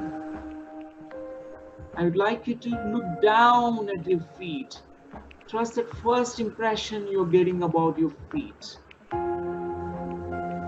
Notice your feet, the footwear you're wearing. Notice your body, whether it is a man's body or a woman's body. Notice the costume that you're wearing. Trust the first impression you're getting about the clothes that you're wearing.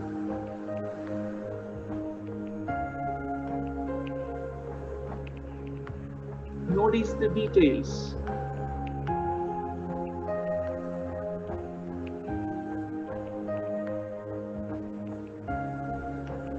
And at this moment, I would like you to slip inside that past life body. How would you be feeling if you are inside this body of the past life? How is the build of the body? Are you feeling strong built, moderately built, or slim built? How do you feel inside that body? Are you feeling strong? or you're feeling it differently. At this moment, look out through the eyes of your past life body. Look at the surroundings, the place. Notice what kind of surroundings are there around you.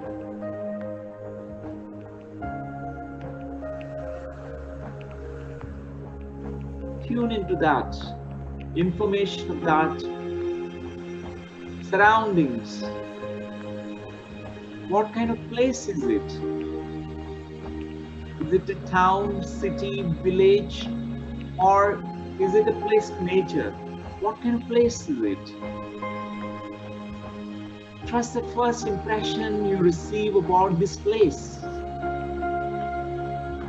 What is your intuition saying about this place? Is it familiar to you? What is that name that's flashing into your consciousness at this moment?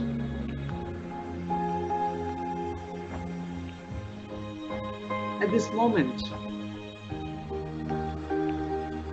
I would like you to project this image of this past life onto a big holographic screen of a movie theater where you're sitting in the front row. You're watching your own past life movie now. Totally trust as these scenes, images, pictures, significant memories, that past life unfold in front of your eyes. Know that you can pause, you can play, you can rewind, you can fast forward. Know that you are the master. It's your past life movie. At this moment, access all those significant memories of that past life.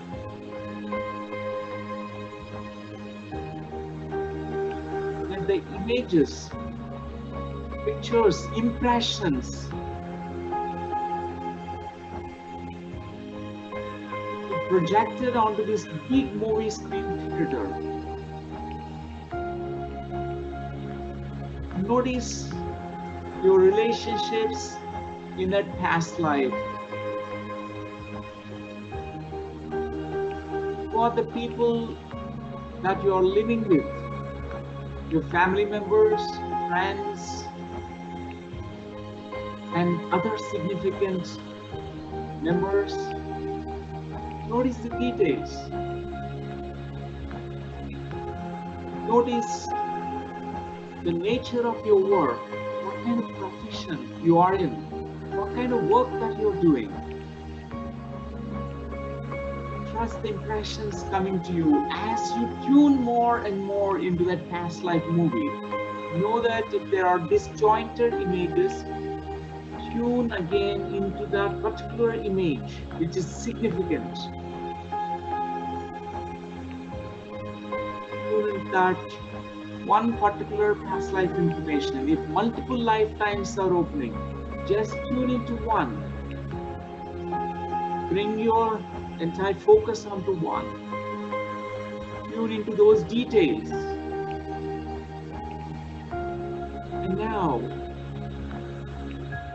scan through the different situations that occurred in that life. What kind of situations you have encountered in that past lifetime.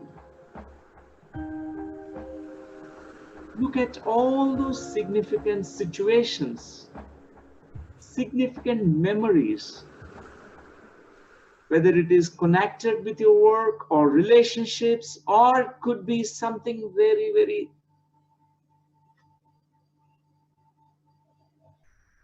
different kind of circumstances, events that happen in that life. Allow this entire past life movie to unfold in front of your eyes. Totally trust the process without analyzing or editing the information.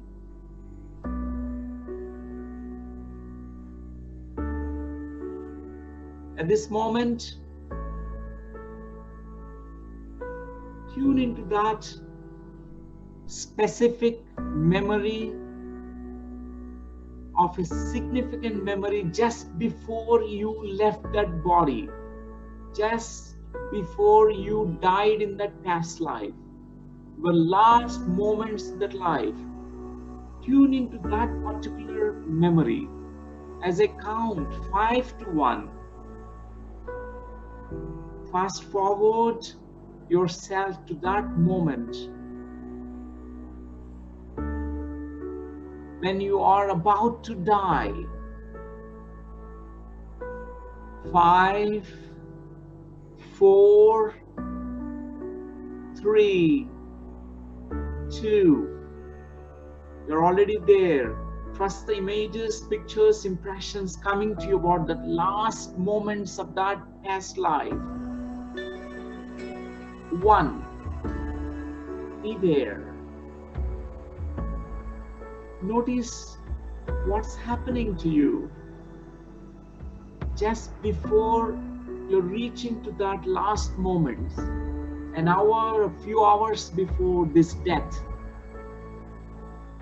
Explore that memory. Trust the impressions coming to you. Notice, are you alone or are you with people? What is the posture of your body when you are about to die?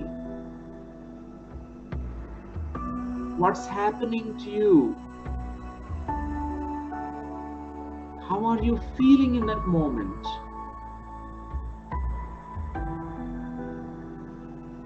Tune into that last moments of that life.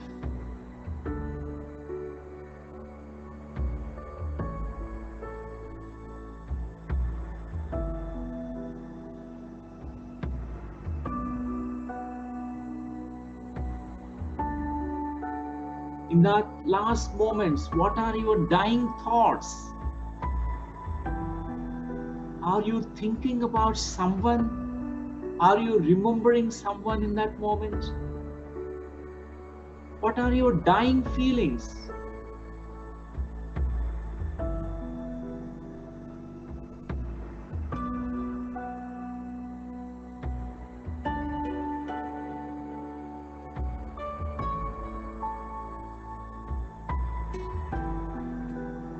At this moment, I'd like you to float free from that past life body.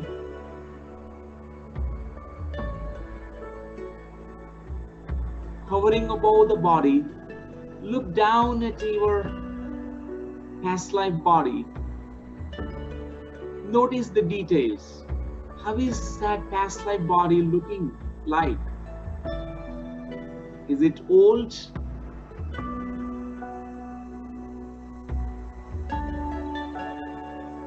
Or is it looking very young?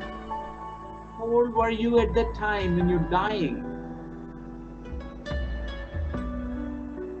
Even as the spectator, as a soul which is freed from the body, look down and notice, are there people gathered around your body? What kind of death rites conducted? What kind of death rituals conducted? Stay there for a while. Look at the cremation or burials or whatever procedures that happened. How is this body mixed with the 5 elements nature? How are you feeling as a soul as you watch it? Are you feeling happy that you are free from that lifetime? Are you feeling sad to leave that body?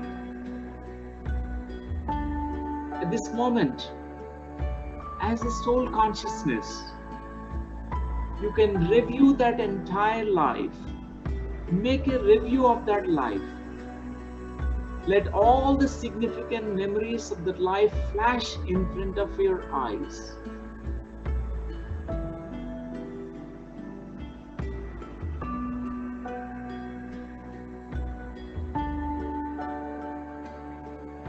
What is the significance of this life to you? How is this past life relevant to you now? You can compare that past life with the current life. Notice how this past life is significant to you now. How these two lifetimes are connected. Do you see, recognize anything like a pattern? Anything which is like a repetition? Is there any similarities? Or is there any kind of contrast experience?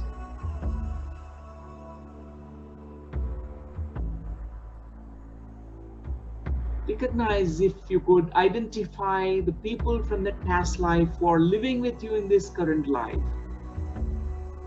Trust the impressions that you're receiving now. Trust your intuitions.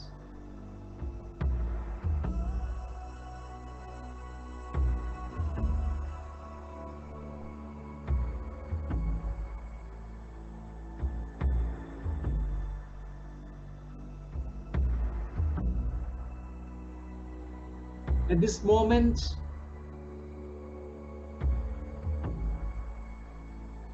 I would like you to continue your journey as a soul. Notice the details. As a soul, when you're continuing the journey, which direction are you moving? Are you moving vertically or tangentially or horizontally?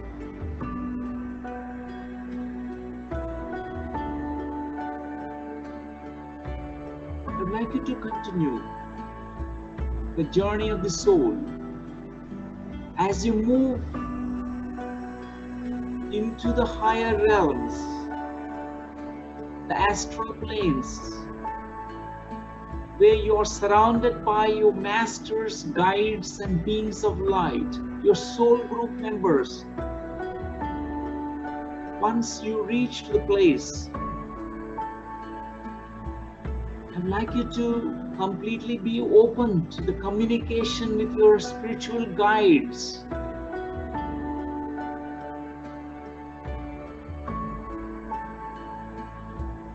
Once you are there, feel what you feel. See what you see and experience through spiritual guides, beings of light, higher self of you. I'd like you to be open now to receive the messages from them. You can telepathically communicate with them.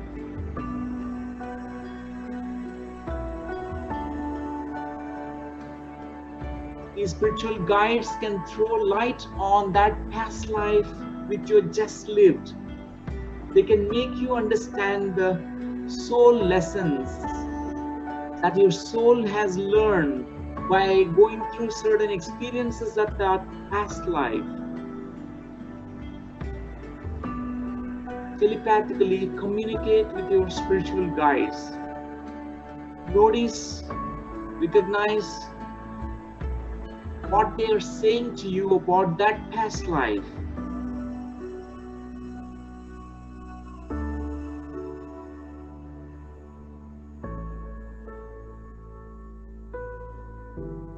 Are they saying that this past life that you lived is a complete life and they are appreciating you? Are they saying that it's okay that you could not complete it? Certain tasks, but they are giving you some specific messages to you. They're saying about your lessons for your soul, soul lessons that can be learned from positive and negative experiences. Listen to them, what they are saying to you. in this beyond time space, this communication happens with your spiritual guides in the heightened awareness states. Be receptive to receive what they are saying to you. How many of spiritual guides are there with you? Or do they have any form, or they formless? Or do they appear with certain lights, colored lights? As a soul without the body, how are you feeling without the body? What kind of color your soul has got?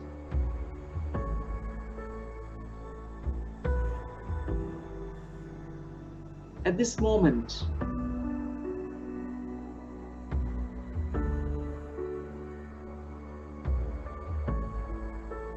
in these realms of the soul, I would like you to very quickly progress through meeting your soul group members,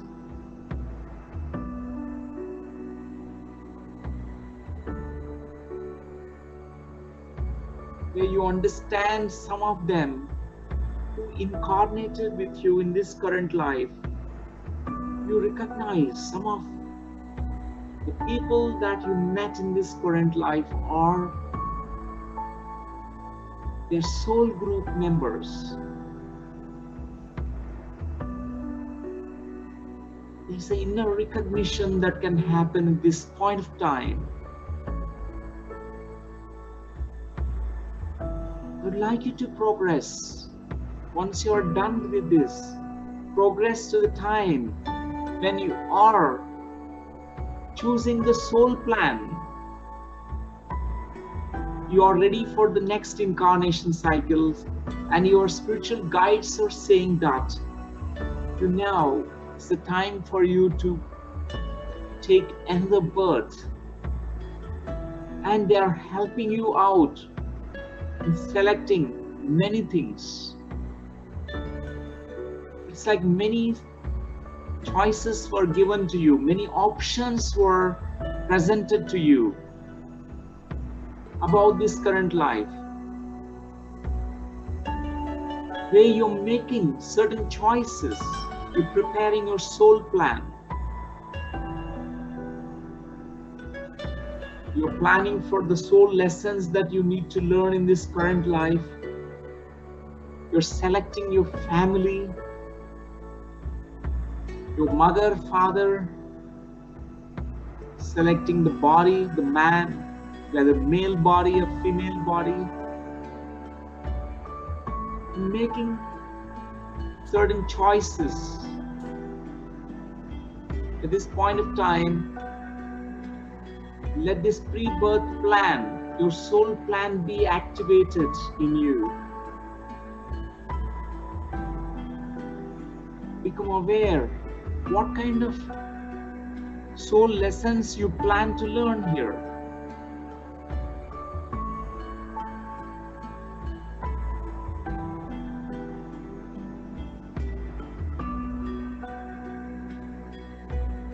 And also what kind of soul contracts you made before incarnation cycle. Part of the soul plan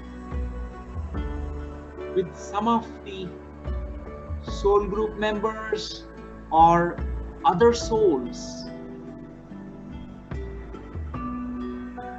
You made certain soul contracts.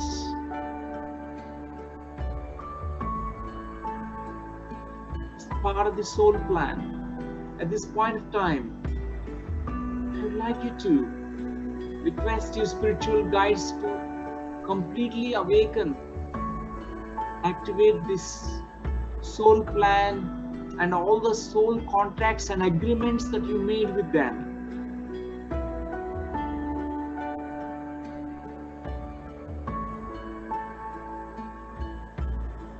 Whether it is a relationship soul contract or the health contract, an illness contract, or it could be a scarcity contract. We're going through the poverty states or lack conditions in life or certain relationship problems. At this moment, be in connection with your spiritual guides.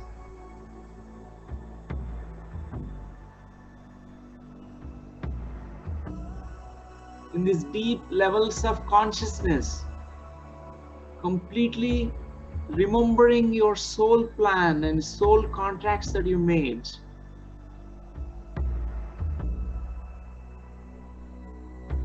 At this point of time, you can say to yourself that I am master of my own creation.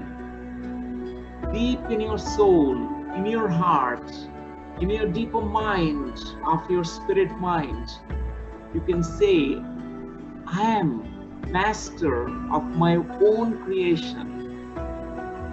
I acknowledge that I feel this particular specific block, a pattern, fear, and that it no longer serves my spiritual path. With the power of my higher self, I release this pattern, fear, blockage back to the universe for the greatest good, to be transformed into the highest form of divine love and light.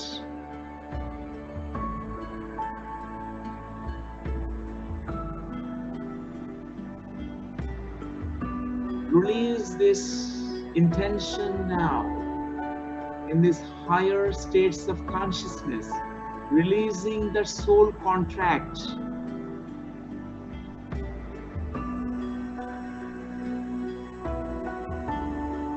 And you can also say deep in your heart, I forgive anyone I think has harmed me in this or any lifetime, anywhere, on any dimension. I forgive all debts and erase all karma. I choose true light for myself and all my selves.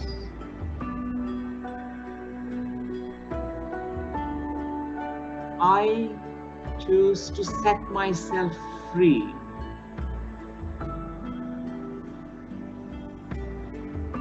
From those soul contracts which are no more serving me.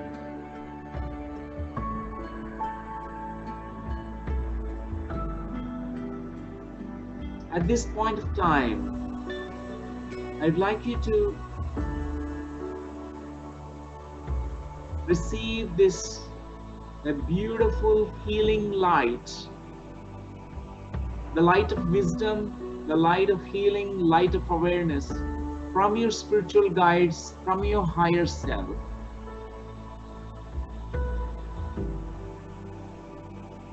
This beautiful ball of light as steps into you, into your consciousness. Feel these new sensations, new feelings, and new freedom. Freedom from that limitation. You're now ready to access that soul lesson, the soul contract which was prepared, made by you in order to learn a soul lesson right now in this higher spiritual state of consciousness. I'd like you to tune into that soul lesson, whether it is loving yourself or being compassionate, or being in service of life, or patience, tolerance, non-judgmental nature, or non-egoistic nature, or respecting the life, could be other soul lessons. Trust your own intuition right now, where you tune into that soul lesson. Let your higher self and spiritual guides transmit these words into your head, which conveys about the soul lesson that you need to live, that you need to integrate, that you need to implement. At this moment, I would like you to look at that past life self of you, the past life where you have gone through a significant memories. I'd like you to meet that past life self. You can say to that self of you, through you I learned this particular lesson from this negative or positive experience. Even though you went through this particular experience, I still love you and accept you the way you are. You are not different from me. I am not different from you. I am you. As you say it to your past life self, let the past life self completely merge into you, integrate into your entire being. The energy, the lessons, the insights, the power, talent, or skill, whatever that was existing in this past life self, join you completely. At this moment, progress ahead to the time when your guides prompting to you that we are going to support you in this journey. We prompt you, we whisper in your ears. We also create synchronicities for you to understand, to navigate in your life, and progress ahead to the time when, as a soul, you're coming down into the incarnation cycle, where you are stepping into the fetal body. You are entering into the mother's womb. At this point of time, you are coming into the mother's womb with awakened state of consciousness, with so much of awareness of your soul plan, about the soul lessons, and about your mission, purpose. I'd like you to now, as you join the fetal body, notice how many months old fetus are you approximately when you stepped into the fetal body. Notice. And what kind of soul energy, how much percentage of soul energy you join into this fetus, of this current life.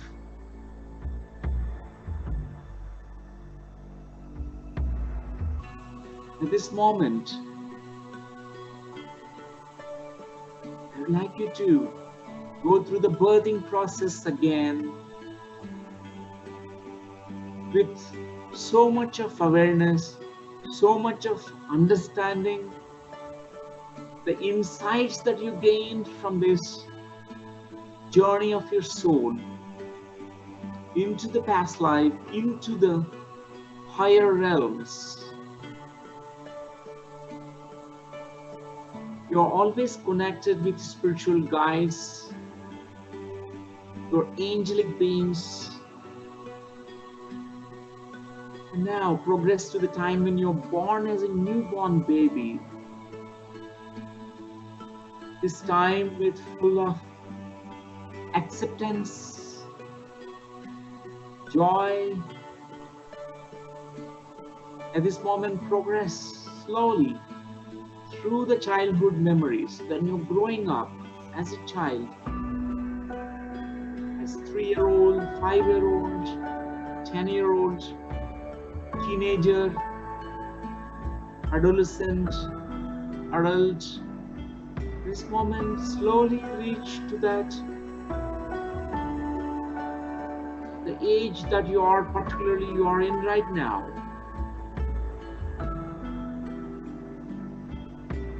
You are closing the past life door now. You're saying goodbye to the past. You're only receiving this knowledge, insights, wisdom that you gained. You're leaving behind all the negative feelings, negative energies, whatever that belongs to the past, it's over. You are now saying thank you to the spirit world, your guides, masters. At this moment, with this beautiful positive feelings, positive understanding,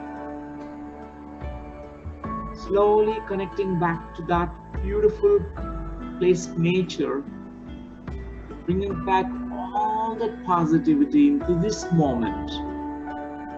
As I count 1 to 5, you'll be feeling very, very fresh and relaxed. You can come back to this present moment, wide awake, conscious and alert by the count of 5. 1.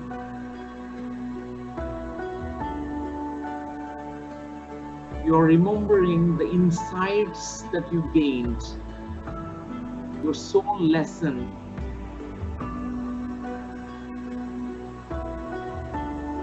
You're completely breathing in all the positive understanding, positive energies, positive insights that you gained. 3. Feeling good about yourself.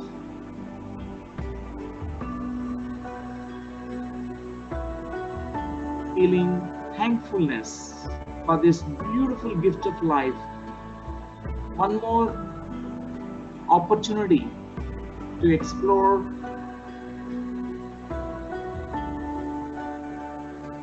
to experience, to learn, to progress on this school of earth. 4. At this moment, slowly wiggle your fingers, toes, slowly taking a nice deep breath and move your hands and place them on your eyes, touching your eyelids, feeling very fresh and relaxed. 5. Alert, awake, aware, conscious. Take your own time to open your eyes. Whenever you are ready, you may slowly open your eyes.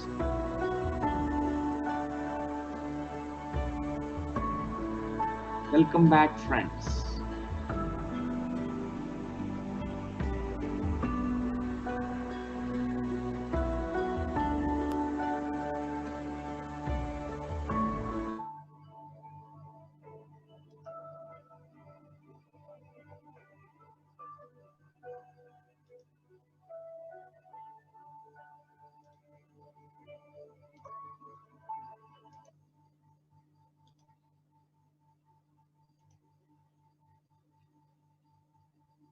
Welcome back, friends.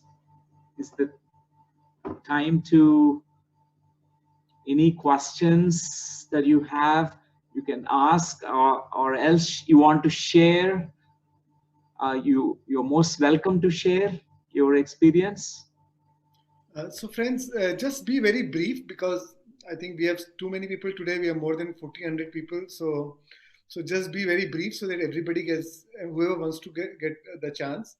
So And while others are asking the question, then Dr. Newton is answering them. So there's a lot of learning happening for others also. So be attentive to their journey so that you also can relate it to your life and learn from it. Yes, friends. So just raise your hands and I'll slowly unmute you guys and you can then ask questions. Yeah, Rishika.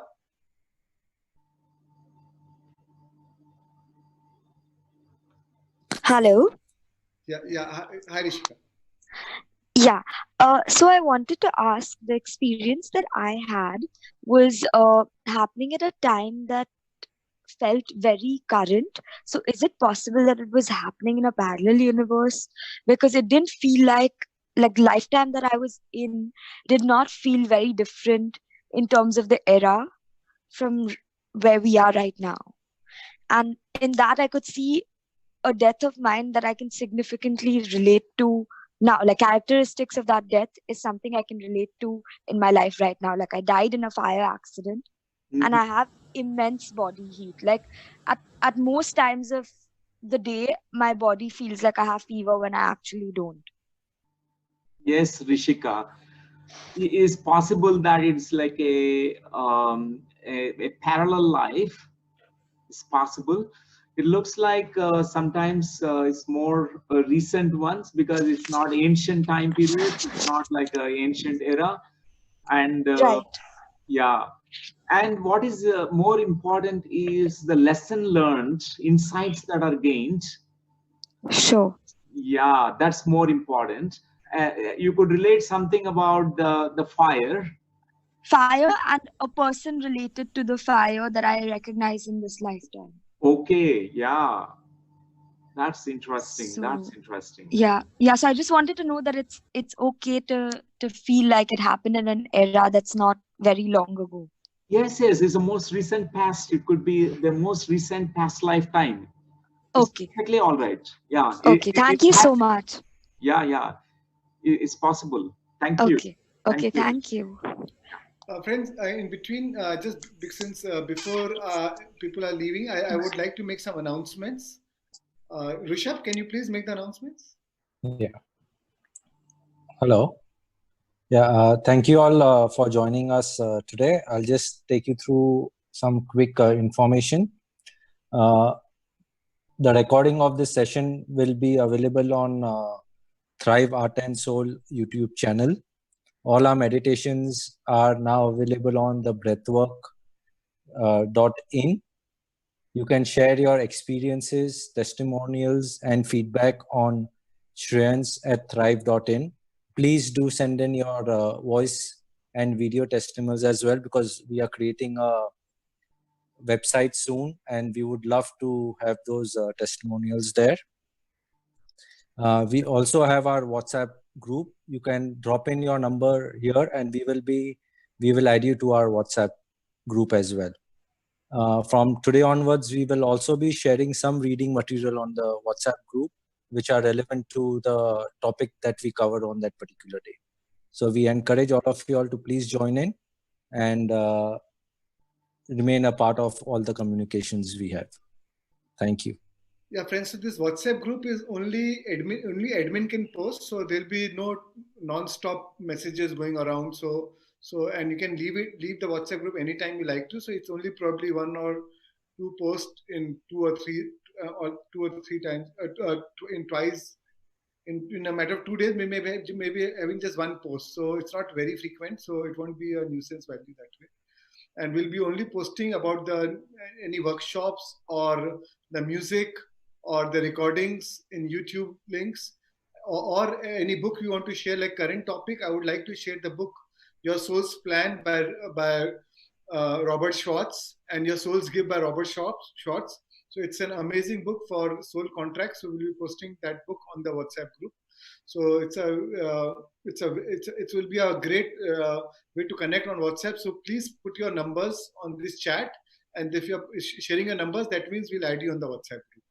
Thank you so much, friends. Because a lot of times you've been sending emails and it is going to spams. So WhatsApp group is the really best way to connect. So please share your WhatsApp. Also, one more bit of information. This Saturday, we will be doing another very popular topic that people have been asking us to do it, and that is on the ego. We won't be doing the breathwork this Saturday. The breathwork will now happen on the coming Wednesday at 5 o'clock. So please do make a note. We will keep all of you all informed through emails as well. And also, A lot friends, of on the WhatsApp group, Dr. Newton, a lot of questions for you coming your way. Okay. And also, So- we'll share the contact details of how to connect to Dr. Newton and his organization. We'll share it on the WhatsApp group, so you can stay connected with him and his organization also. And anybody needs any personalized healings, so you can mention. I'll share the email ID. You can mention about where you live, and they can recommend you the. He has healed past life regression therapists all over the country, in fact all over the world, trained under him, so he can recommend you, and you can take personalized sessions also. Thank you, Dr. Newton. Dr. Newton, we want to talk about some Quantum Life University, and then we can probably do the share. Yes, Shreans. So, dear friends, it's wonderful that we could today have this session. We are building this university, a spiritual science university. We named it as Quantum Life University. It's a spiritual science university. Is the voice clear? It's a little bit breaking, but maybe you can continue. Yeah. Okay, sure.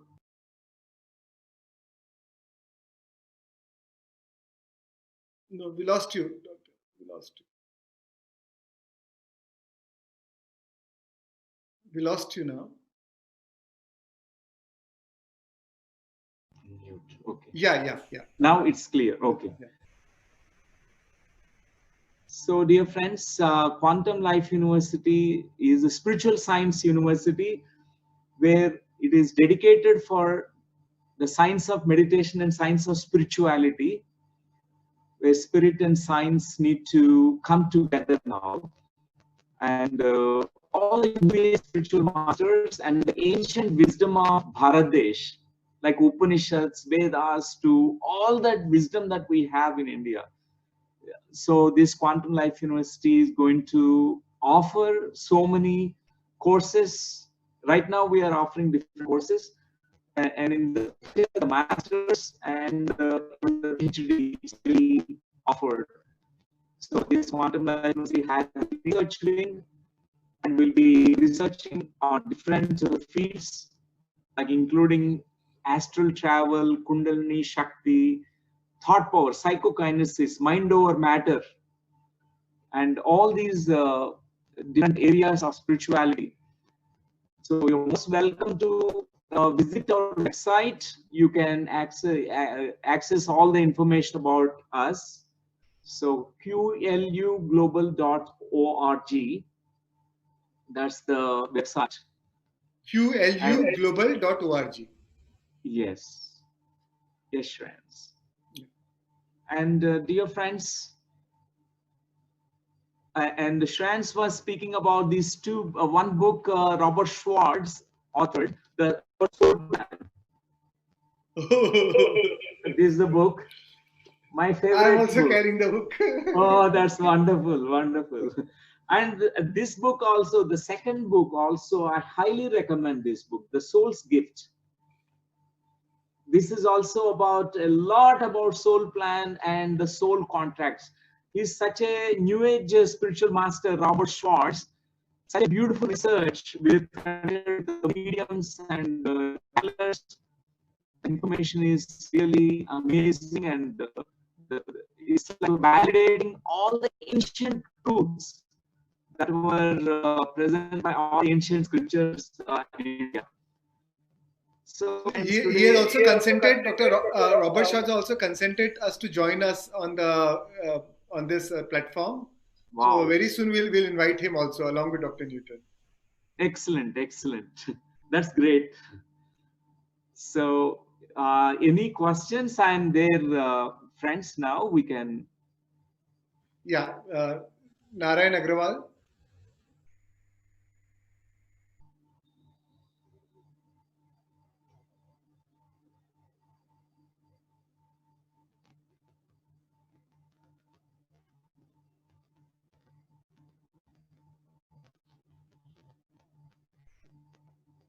Yeah, Narayanji, you too. Hello. Yeah, please. Hello. Yeah. Hello. Hi, we can hear you. Hello. Yes, we can hear you. Okay.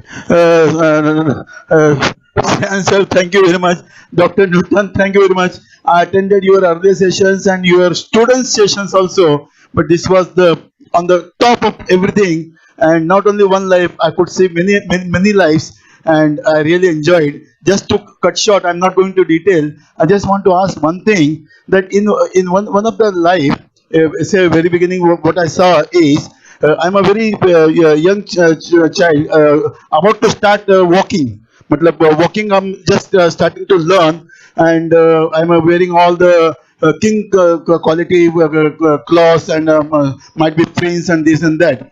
And the background is a very vast area, but it is deserted. Might be because of a storm or something.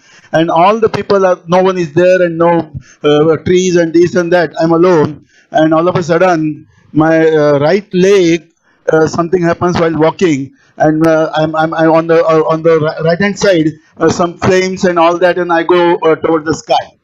So this I'm unable to understand. All other things I understood very nicely. My present wife was my earlier grandfather. That also I understood. Hello, hello. Narayanji, that's really wonderful to know about your experience. Yes, sir. Is really amazing experience, and it's one of the lifetimes as a child. Whatever the trauma that has happened, that's Yeah. what you have accessed. Like a Yes. child whose leg was, Yeah. something happened in that moment. Yes. Generally, when we tune into those memories, Yeah. from that subconscious trauma that we carry, it will be released. Okay. It's like a baggage which is released. Okay. And also very good to know that past life connection. Very much connection, sir. So I'm linking this situation to my present. Very much eager and forceful to teach the people how to cure their knee pains. I taken 2 hours 27 sessions, and I'm accepting the challenge. Anyone approach me, I'll see that his knee pain is cured by our methods of meditation and pyramid use and all this. Wonderful, wonderful. Thank you, sir. Thank you very much, sir. Thank you. Thank you. Deepika Maheshwari.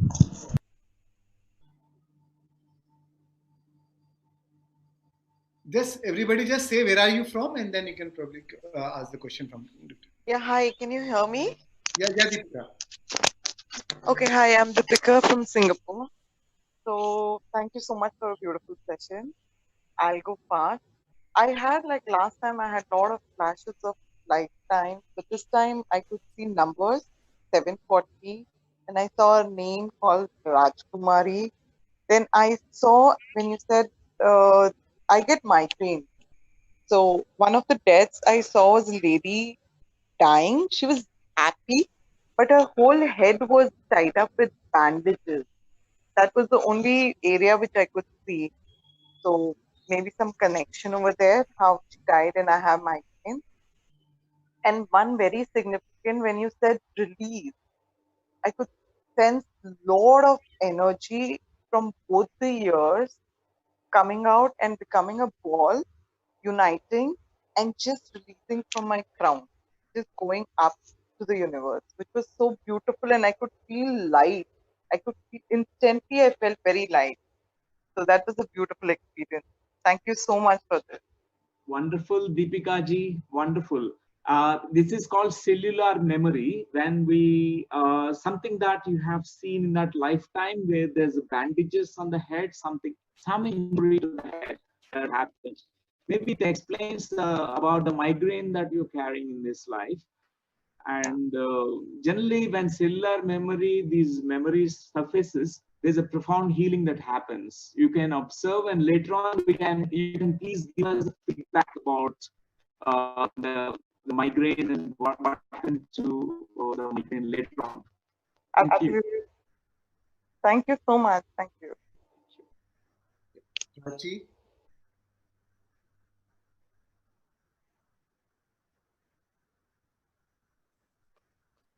Hi, hi everyone. I'm Prachi from Jharkhand.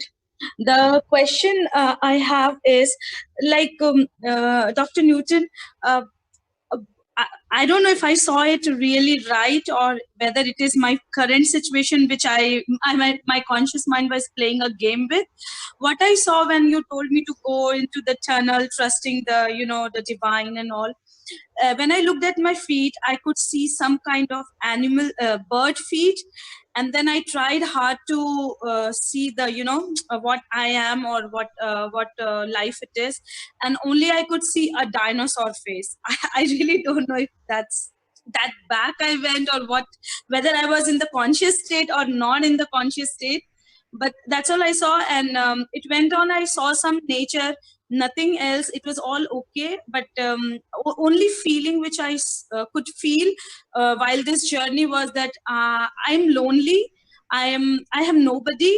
And maybe I didn't have any family at that time, or I don't know. But while I was dying, I could just see that my soul is lonely. And when I saw my body from the soul side, on the higher side, I could see that okay, the death and all was peaceful, but I'm lonely. That was the only feeling I had.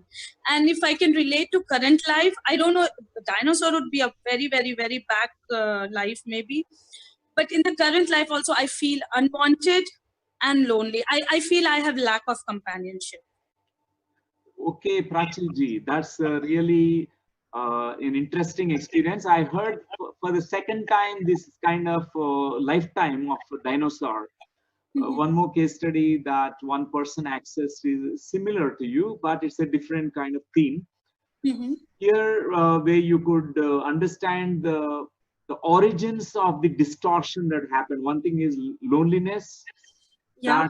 That very clearly in this lifetime of being a non-human species, it's possible. It's not like imagination. It's very true, because dinosaur has an amazing power, but at the same time it's very lonely. Can't make connect with others, because others get scared and they run away.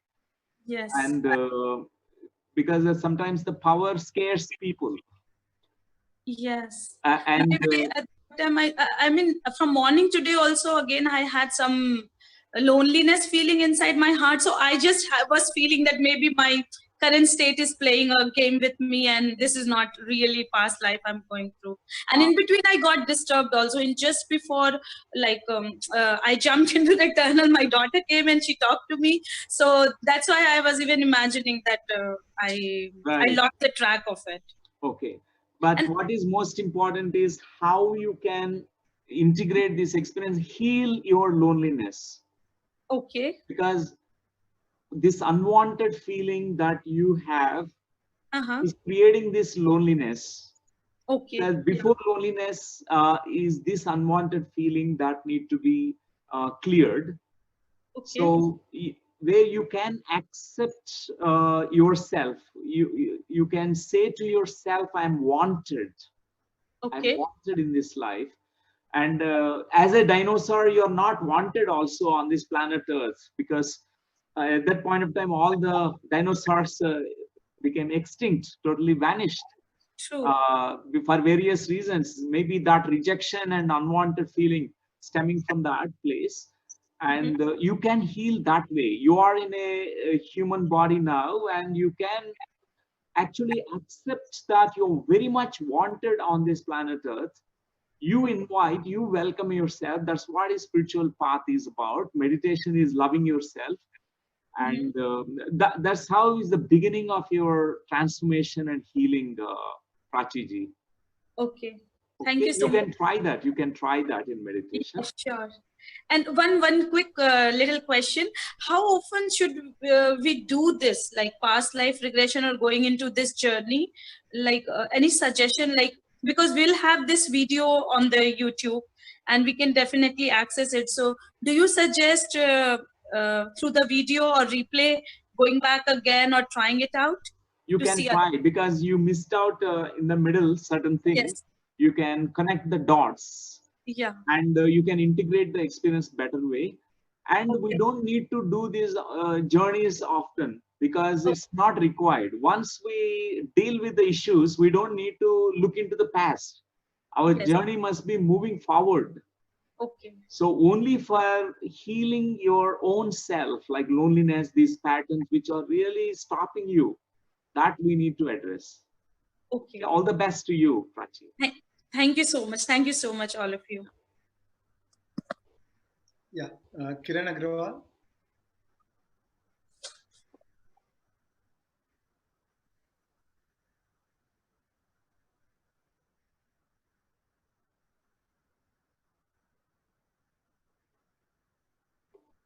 There's a quote by somebody: "Your life has a purpose. Your story is important. Hello. Your dreams count. Your voice matters, and you were born to make an impact." Wow. Beautiful words. Thank you. Yeah, Kiran Agrawal. Yeah. Good evening, sir. Am I audible? Yeah, you're audible, Kiran. Sir, it was a very wonderful experience. I joined the meditation very recently, hardly before a month, and I am not meditating regularly. But I could see I die when you said pass through the tunnel and see your feet. It was a tiger's feet, and I died being a tiger with a monk. And when I was dying at the end moment, the monk was holding me tight, and I died because I gave up eating all the things the tiger eat. I was not eating because I did not staying in the monk's ashram. You may say I don't get the particular word, and I left eating all the non-veg thing, and I died because I became weak, and due course of time I died. Is it something connection with the present, or it's just a feeling? It's connected to your present lifetime, Kiran Agarwal ji, because most of the times it's a continuation. Our journey of the life continues, life after life. For example, in that lifetime, you came in contact with the monk in an ashram. Though you are a non-human, like a tiger, a non-vegetarian, but you learn to be compassionate because something touched you and something transformed you in that life. That's why the seeds of spirituality, I think, probably might have been sown in you in that lifetime.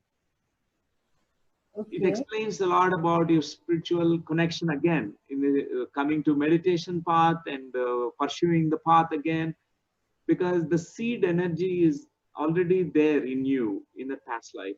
Most of the times from the animal species, when animals they receive compassion, love, kindness, caring nature from humans, they immediately reincarnate into the human kingdom. For example, you lived in that ashram with the monk, definitely that contact is very, very deep. And what is passed on into you by the monk is something very precious. No, the face of the monk resembles somewhat the face of my husband now. Yeah. I could see there. He was holding me tight at the moment I was dying. I could see the grief in his eyes, and Right.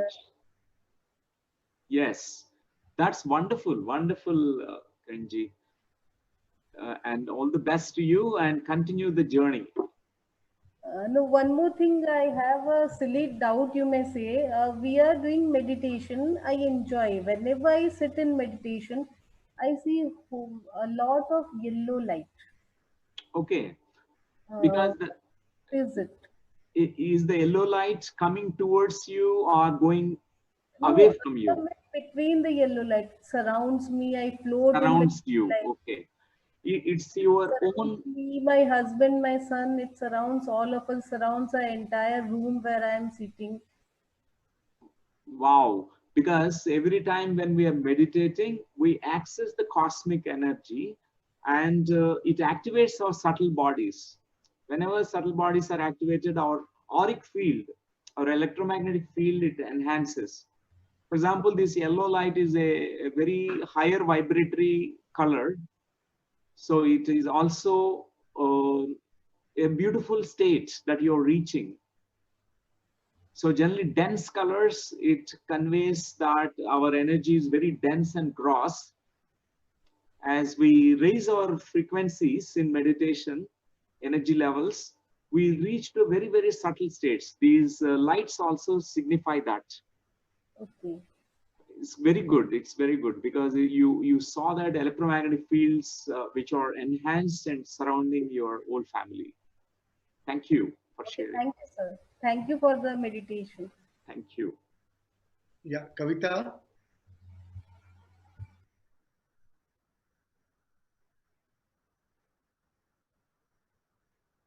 Yeah, Kavita, you to unmute yourself.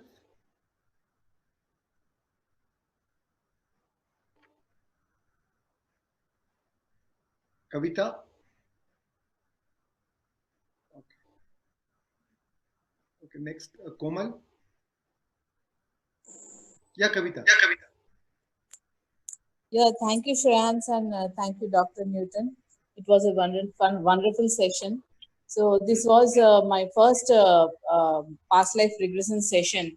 I was so doubtful whether I could be able to access any memory, or will it be my wild imagination, or is it true? Because I have I think very logically all the time.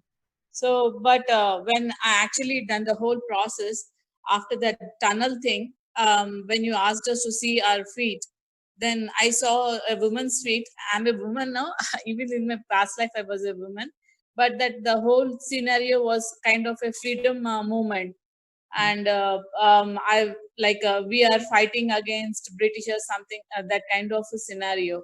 And I lost my life on a beach, and we were using horses. Horse riding was prominent, and our group members were I left all of them somewhere when you asked us to see my death. So I died on a beach, and I was very happy that I could accomplish some task given to me. So while dying, I was very happy I could accomplish it, and there was a lot of compassion and love for the country. That kind of feelings were there, and my soul evolvement. What you meant, I mean, when you asked us to reconnect. So now I feel that I have to move above that, and I have to evolve towards the supreme consciousness. So this is what I the lesson I understood. Now Dr. Newton has to enlighten me on this. Thank you, Kavita ji. It's a very beautiful experience that you shared about the past life, which must be very recent one, immediate past birth during the freedom movement. Sometimes they are like validations. We find a lot of validations. For example, if you tune into that lifetime again, the next time you can even get the names also, which can be validated, and many verifiable details can be also gathered when you go in meditation, and again you access those memories. And best part is when you understood that your soul incarnated again to evolve to the next stage of your evolution, because you completed something. That life was accomplished because whatever that soul plan that was there of the past life, you completed it. You felt it's so good and completed. And in this current life, you have to move to the next stage of your evolution through using the meditations and all that spiritual knowledge. Thank you, Kavita ji, for sharing this experience. Thank you so much. Thank you. Yeah, Pawan.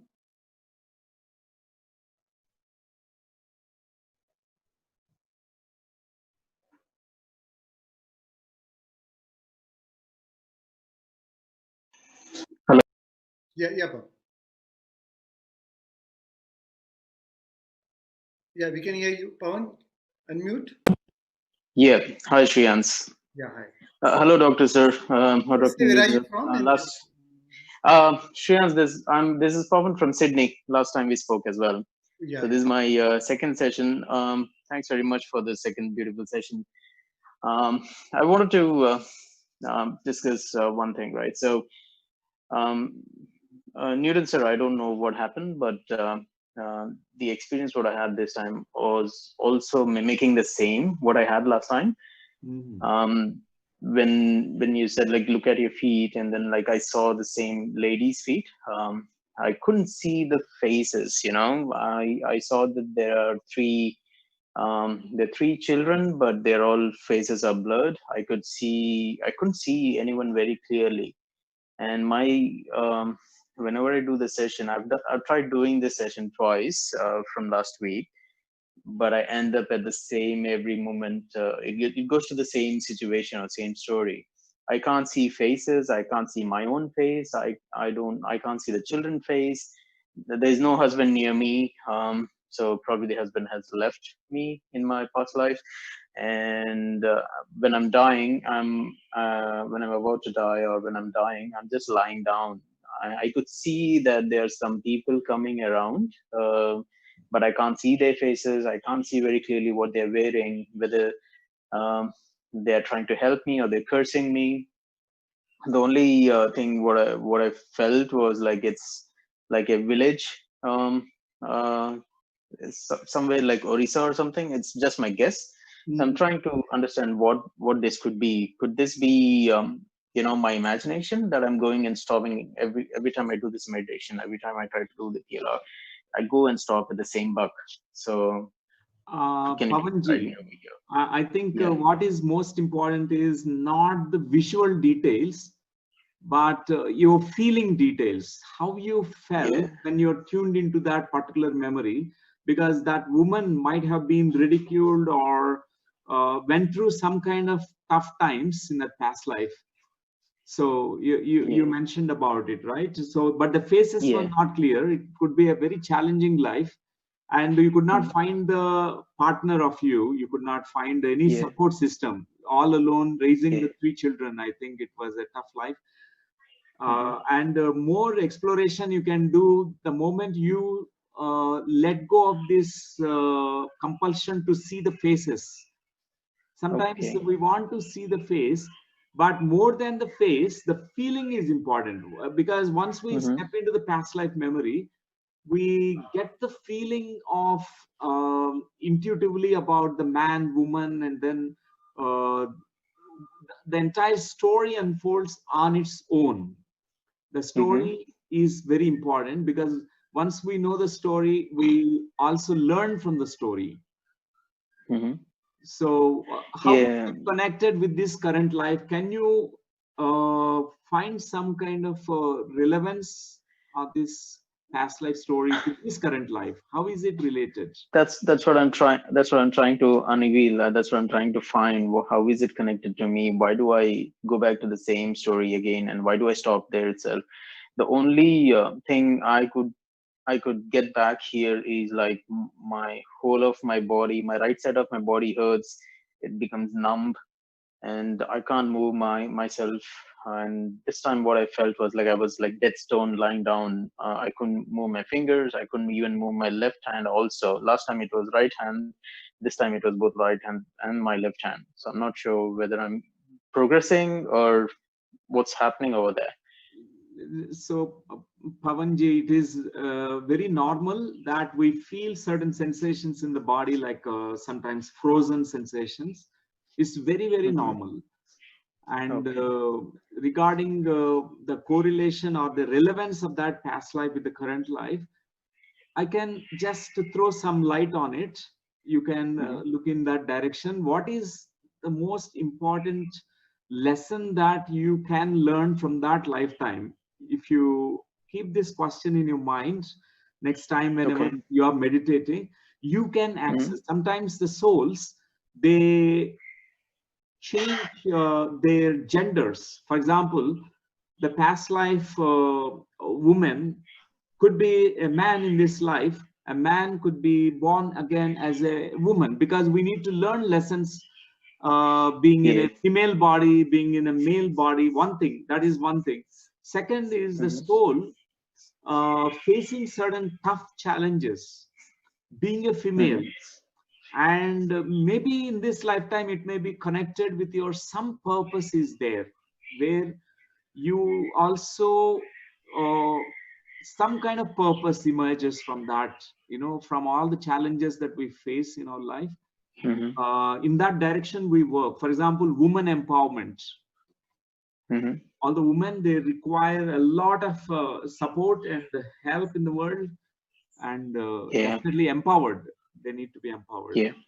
So think in that direction, and next time when you're meditating, tune into those lessons intuitively, and go beyond the image and form. And because sometimes the form, it may become clear after your experience is complete. Okay. Yeah. Okay. Yeah, I'll give it a try. Yes, Thank you very much. Thank you. Thanks very much. Yeah. Have a good day. Komal. Dr. Newton, Dr. Lakshmi is joining. I think she may join, but it's okay. Okay, we'll continue. Komal, yeah. Komal, just Hi, Shreans. Hello, Dr. Newton. Hello, Rishabh. I did attend the session last time as well, and I forgot to ask the main question that I had that time. But before on the first session, I did fall asleep as well. This time, I made sure that I do not fall asleep. I was sitting and doing the entire thing. So, Dr. Newton, I did see 3 past lives this time. One, the first thing that I saw was the magnificent hazel brown kind of a, very confident kind of snake. And I could see I was very content. I had a very peaceful, long life. It was a barren land. It was a very old time when no houses or anything was around. It was like a village kind of a thing. Little bit of a jungle, little bit of a barren land. And then the second life, I could see my soul leaving that body peacefully. And then I chose to be a flower, a pink lily. That again, I knew it was a very short kind of a life. Somebody plucked me, so I would leave that life again. And that is exactly what had happened. And then I became a sparrow. Again, a brown hazel kind of a sparrow.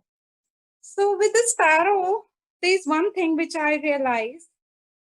I don't know if I saw the sparrow and then I remembered my mom's words, because some 18 to 20 years back, my mom had probably done a PLR and she had found out the relation between the kids. And she said that in her past life, she had said that she was talking to a sparrow and she said it's a beautiful sparrow and she wanted me to be like a daughter. And that's why when I left the sparrow's soul, I chose her to be my mother. So it was interrelated. Okay, the main question that I had last time was, I'm not able to forgive people. I don't know why.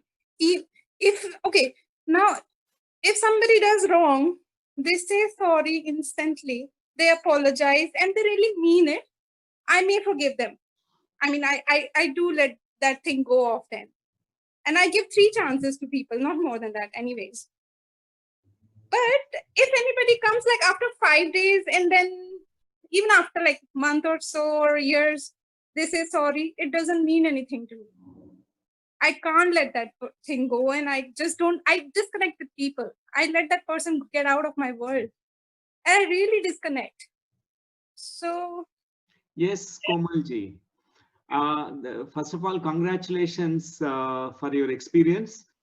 Thank you. And we have changed many forms before coming into the human form, human body, or human lifetime. The earlier lifetimes mostly are mineral kingdom, part of the mineral kingdom, and plant kingdom, and then the animal kingdom.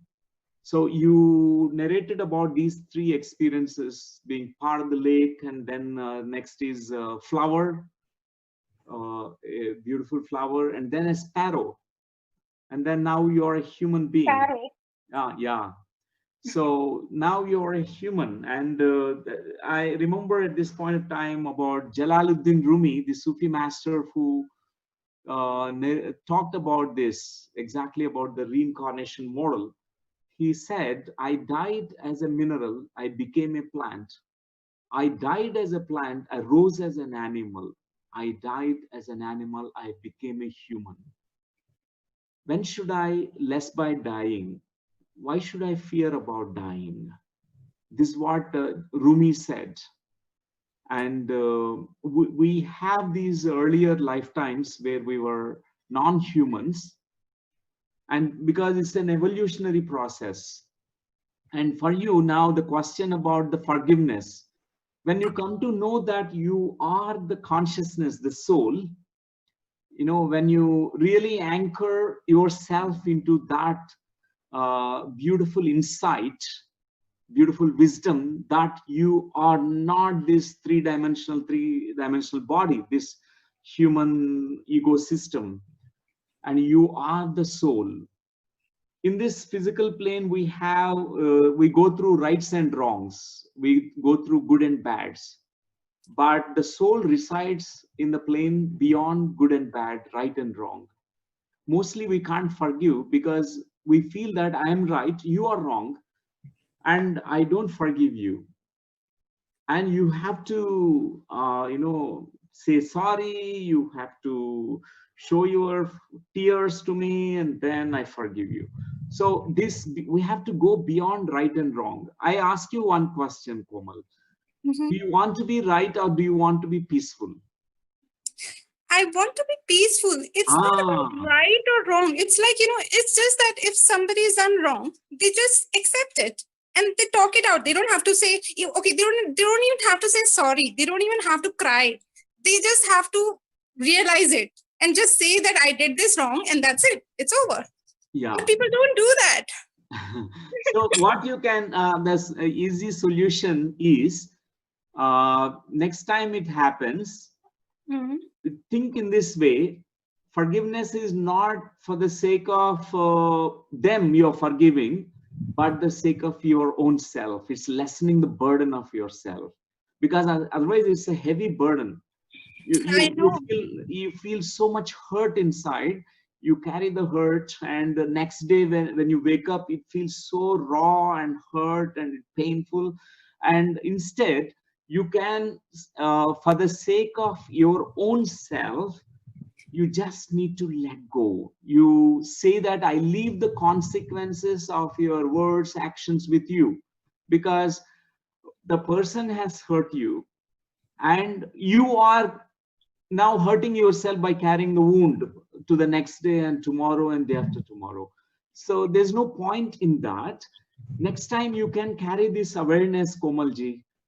When, okay, you say that I leave the consequences of their actions with them. I set myself free. I set them free. Let them go. And you connect to your peace. That's in that moment. Because that way, you are not sandwiched between good and bad and right and wrong. Otherwise, this right and wrong, you know, how could someone hurt me? How could they do this to me? And sometimes we don't know the big picture. We don't know. Because when we see the reincarnation spectrum, we see that everything is fair. I did realize in your session you actually did tell about forgiving people, and I was thinking about it. I have tried a lot saying that, okay, I forgive this person, but I cannot go become the same person again with that same, you know, a man or a girl. So obviously, even in these lifetimes, I was all alone, living my own identity, and I was enjoying. Even now, presently also, I've let go of these people, and these people are not talking about friends or faraway people. These are my own people I'm talking about. Yeah. So it has made me come into meditation. It has got me spiritually connected. And this time I really felt free and a little bit lighter. Yes, of course, I felt lighter. And every time I meditate, I can see the white light or the moonlight on me. So I am somehow connected with angels and universe. So it's yeah, I'm just trying about that kind of a thing. Yeah, Komalji, you must thank all these people who hurt you, because they propelled you towards this meditation path and spirituality. You pursued it further. I do thank them for that, but it's just the social network demands them to be in the life and me to live socially between them, so that somehow I'm not able to differentiate. Should I be alone? Can I be alone? I We'll want move to be on alone. because there are a lot of people waiting. Yeah. Oh, sorry. Thank you. And best wishes to Komal, to you. And you know, there is a reason why it happens. You know, this is called exactly the soul contract. Sometimes we come with soul contracts. Once you learn your soul lesson, maybe forgiveness is your soul lesson here. When you are able to open your heart and forgive, then really that old soul contracts will move away. People won't hurt you. They don't feel like hurting you also. So you are in a right path, Komalji. Continue meditation and your journey. Thank you. I'll just say one everyone. quote. Komal, yesterday I was intelligent. I wanted to change the world. Today I am wise. I want to change myself. And Shreans, I could find you quite nervous today. You were like muttering. I don't know why. Are you nervous? No. I mean, in front of Newton, I'm always nervous. Okay, thank you. Thank you, guys. Yeah, Saibal Chakravarti.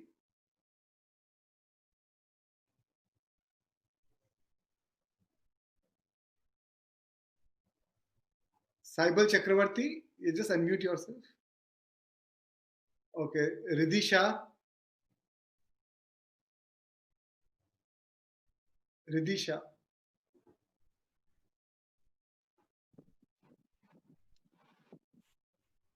Namaste. Yeah, Ridhi. I'm so happy and so grateful to be connected with you, although virtually. I am connected with you on Facebook and I look at your posts, Newton. I have heard a lot about you and I have been curious and inquisitive about the kind of work you do. So I'm very grateful to Shreans and Newton for conducting this session and Rishabh for supporting us. Today I saw a certain completion in this uh, past life session. I saw myself free falling in water, and somewhere like in the process I saw that I was very hurt by my partner deceiving me, and the same pattern has been repeating in my life. And whenever I hear any news of someone committing suicide, I feel them completely, and whenever I look at any water body, I feel them completely. Like I feel myself one with the water body. There is um, I don't want to relate this to a physical attribution. Like I was a queen in my past life, and the king had an affair with somebody else, and I could not digest it, and I chose to fall, free fall in the water and give up.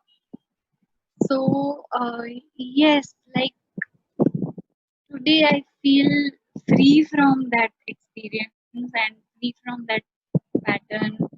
I can see that I am integrated and I'm powerful and I can let go of all of these experiences. In fact, lately I had a certain case and I saw that I have reported that person and I saw the police hitting him with Bisleri bottle. Like when I had reported a particular person who had cheated on me, and the police chose to hit him, and I could connect with this particular person, and we are born on the same birth date, and I can't imagine him deceiving me. I don't want to let him go, and I can relate that he could be my past life partner, and this time this could be a completion on that. Wonderful, Riddhiji. That's really wonderful. This is called past life resonances, because a situation that you have seen free fall into the water in that lifetime, and this lifetime, whenever you find people committing suicide, jumping into the waters, there is a resonance with these two different situations across lifetimes. But what is important is when it is brought into the light of consciousness, it goes through healing. You completed some story. The story in you is complete now. It's finished. And Yes. thanks for sharing. It's really amazing, because from here your purpose emerges. Your purpose to make people face challenges, any problems that come in life. Suicide will not end the problem. It's not the solution, because the problems can continue even after death also, because we don't die with the death. So I think it's so important message to bring to the world, that to face all the problems, change any challenges, and finding the inner strength and support group. Thanks, Riddhiji, for sharing your experience. Thank you so much for being around and having a new dimension of opening for people. There are so many different aspects, like so many gurus and so many different ways to reach to our destination. And you have been iconic to this work since a decade. I have been just noticing you. So I'm very grateful. Another one thing is I have hirsutism, means I have hair on my face. And I am unable to discover, like, is there any higher meaning to this? Because in today's version of beauty, this is considered to be a matter of rejection, like, or embarrassment. But this has given me power to look at world beyond the body. Wow. Wow. So I am in spirituality with various gurus since 20 years. I have been with Shiv Yoga, I've been with pranic healing, art of living, Isha. So I have also heard about you serving some of these gurus in their journeys somewhere I see. So I am very privileged to share this upfront here. Could you please guide me, or like show me a way around how I can find, like, yeah, I have accepted myself. That is the reason why I am verbal and vocal on this platform in Yes, front of many Riddhiji. people. But Yeah. yes, this is where I see my shame, my darkness, and this is the reason which I see my power as well, because I have seen world beyond my body, and on the path of self-realization. I'm myself Isha Yoga teacher as well. So I'm open to all the access. I'm open to all the knowledge. So if you can please show me. Wonderful, wonderful, Riddhiji, because you already shared that whatever the wisdom that you gained, to you could see beyond the body. Because whenever we are going through a limitation, that limitation also prepares us and shows us what is beyond the limitation. I think at a very younger age, you started looking at that answers, larger answers beyond this physical world, physical self. Yes, this started from 2003. Right. That's very good. That's really. And since 2002, my journey of spiritual discovery with art of living, Sudarshan Kriya, had started. And I'm grateful to all the masters on this planet right now. So, yes. Yeah.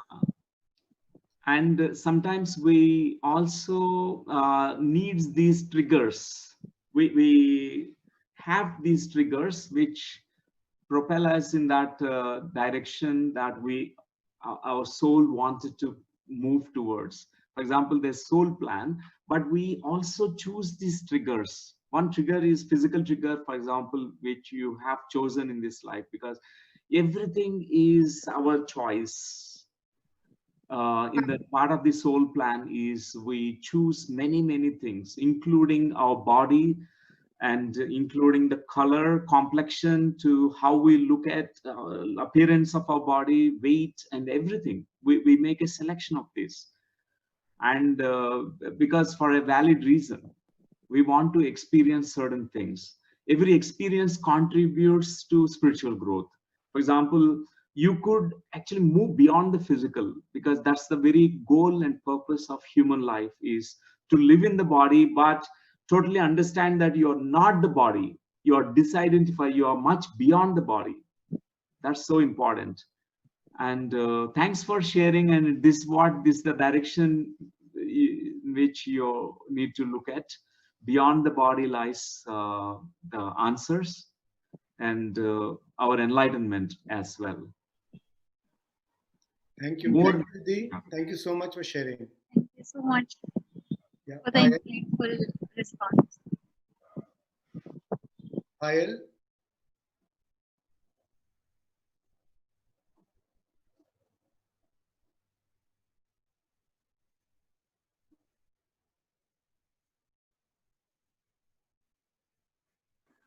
Hello. Yeah, Payal. Yeah, I mean, you could. Can you hear me? Yeah, Deepa. Yeah. Yeah. Hello. Yeah, hi, Deepa.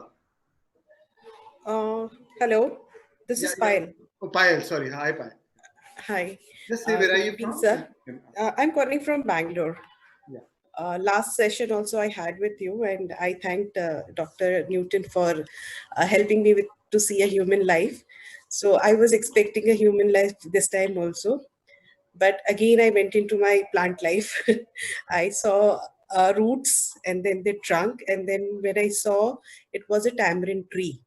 So what I saw was it was kind of a village, and the people I could see it was some distant village in Gujarat, and the attire and all I could see was a Gujarati attire.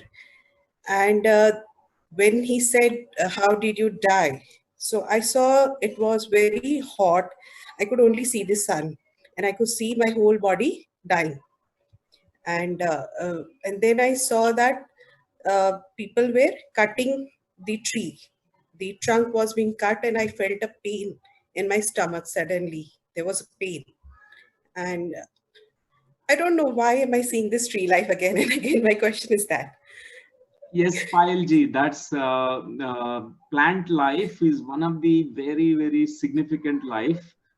To retrieve those memories is very important for you, because there's something that is making you access. Maybe you have certain kinds of wisdom knowledge about plant species. Maybe that is getting activated now, because you lived as a plant. You have lifetimes, like already explored 2 lifetimes as plant. Yes, and then 2 different trees. I mean, this was a tamarind. That time I saw a tree, and I had never seen that tree in my life before. I could see the leaves. I saw heart-shaped leaves, and then I searched on Google, and I found out those are begonia trees. So after I saw them in my lifetime, I actually found the tree. Yeah, and the best part, in every kingdom, mineral kingdom, it gives the structure. It is more of like a physical structure is very important in a mineral kingdom. Where a plant kingdom, it has that energy which moves. There's a movement of life force. Much easily it moves in a plant. So animal energy is totally a little more different compared to the plant. For example, for you, this plant energy is joining plant energy in you, which brings this life force, great life force. And also your purpose. Maybe it is your purpose to work towards the nature, to how a tree feels when tree is cut. you know, we sometimes we cut the forest to build the many things, you know, factories and all that. We really destroy the beautiful forests. Yeah. Maybe it's your purpose to raise the awareness in people that yes, this is they also have pain, they also have life. I heard a story where one plant, one particular tree was cut. Within 2 days, there are 5 trees which were surrounding that tree. They also died. They also like given up their life. It's like they have a group consciousness, like how we have human families, like how we have siblings. In the same way, when the trees share a bond in a particular location, the trees also have a deep bond. So maybe this is what you need to bring to the world, the awareness that even plants have life. Without taking the permission, you cannot even pluck a flower also. To pick up a flower from a tree, we need to take a permission. It feels very good to give us the flowers and fruits, and even sometimes we eat green leafy vegetables. When we are saying to the plant that I like to take this food today, and permission, just taking permission, that itself will release the pain from them. And thanks for sharing, and the message Payal that ji. I was Please go on. I was getting the message like integration, and this is the message I got when I saw my previous life also as a tree. I don't know whether it is telling me to integrate into the human kingdom. I don't know. Yes, I think you can in meditation, with this question about how can I integrate this past life experience, what is that significance to me now, or how is it relevant to me now, and you find many parallels, correlations, corollaries, which you can join these two lifetimes, and a beautiful wisdom emerges for you. Thank you, Payal ji, for sharing. Thank you. Yeah, thank you.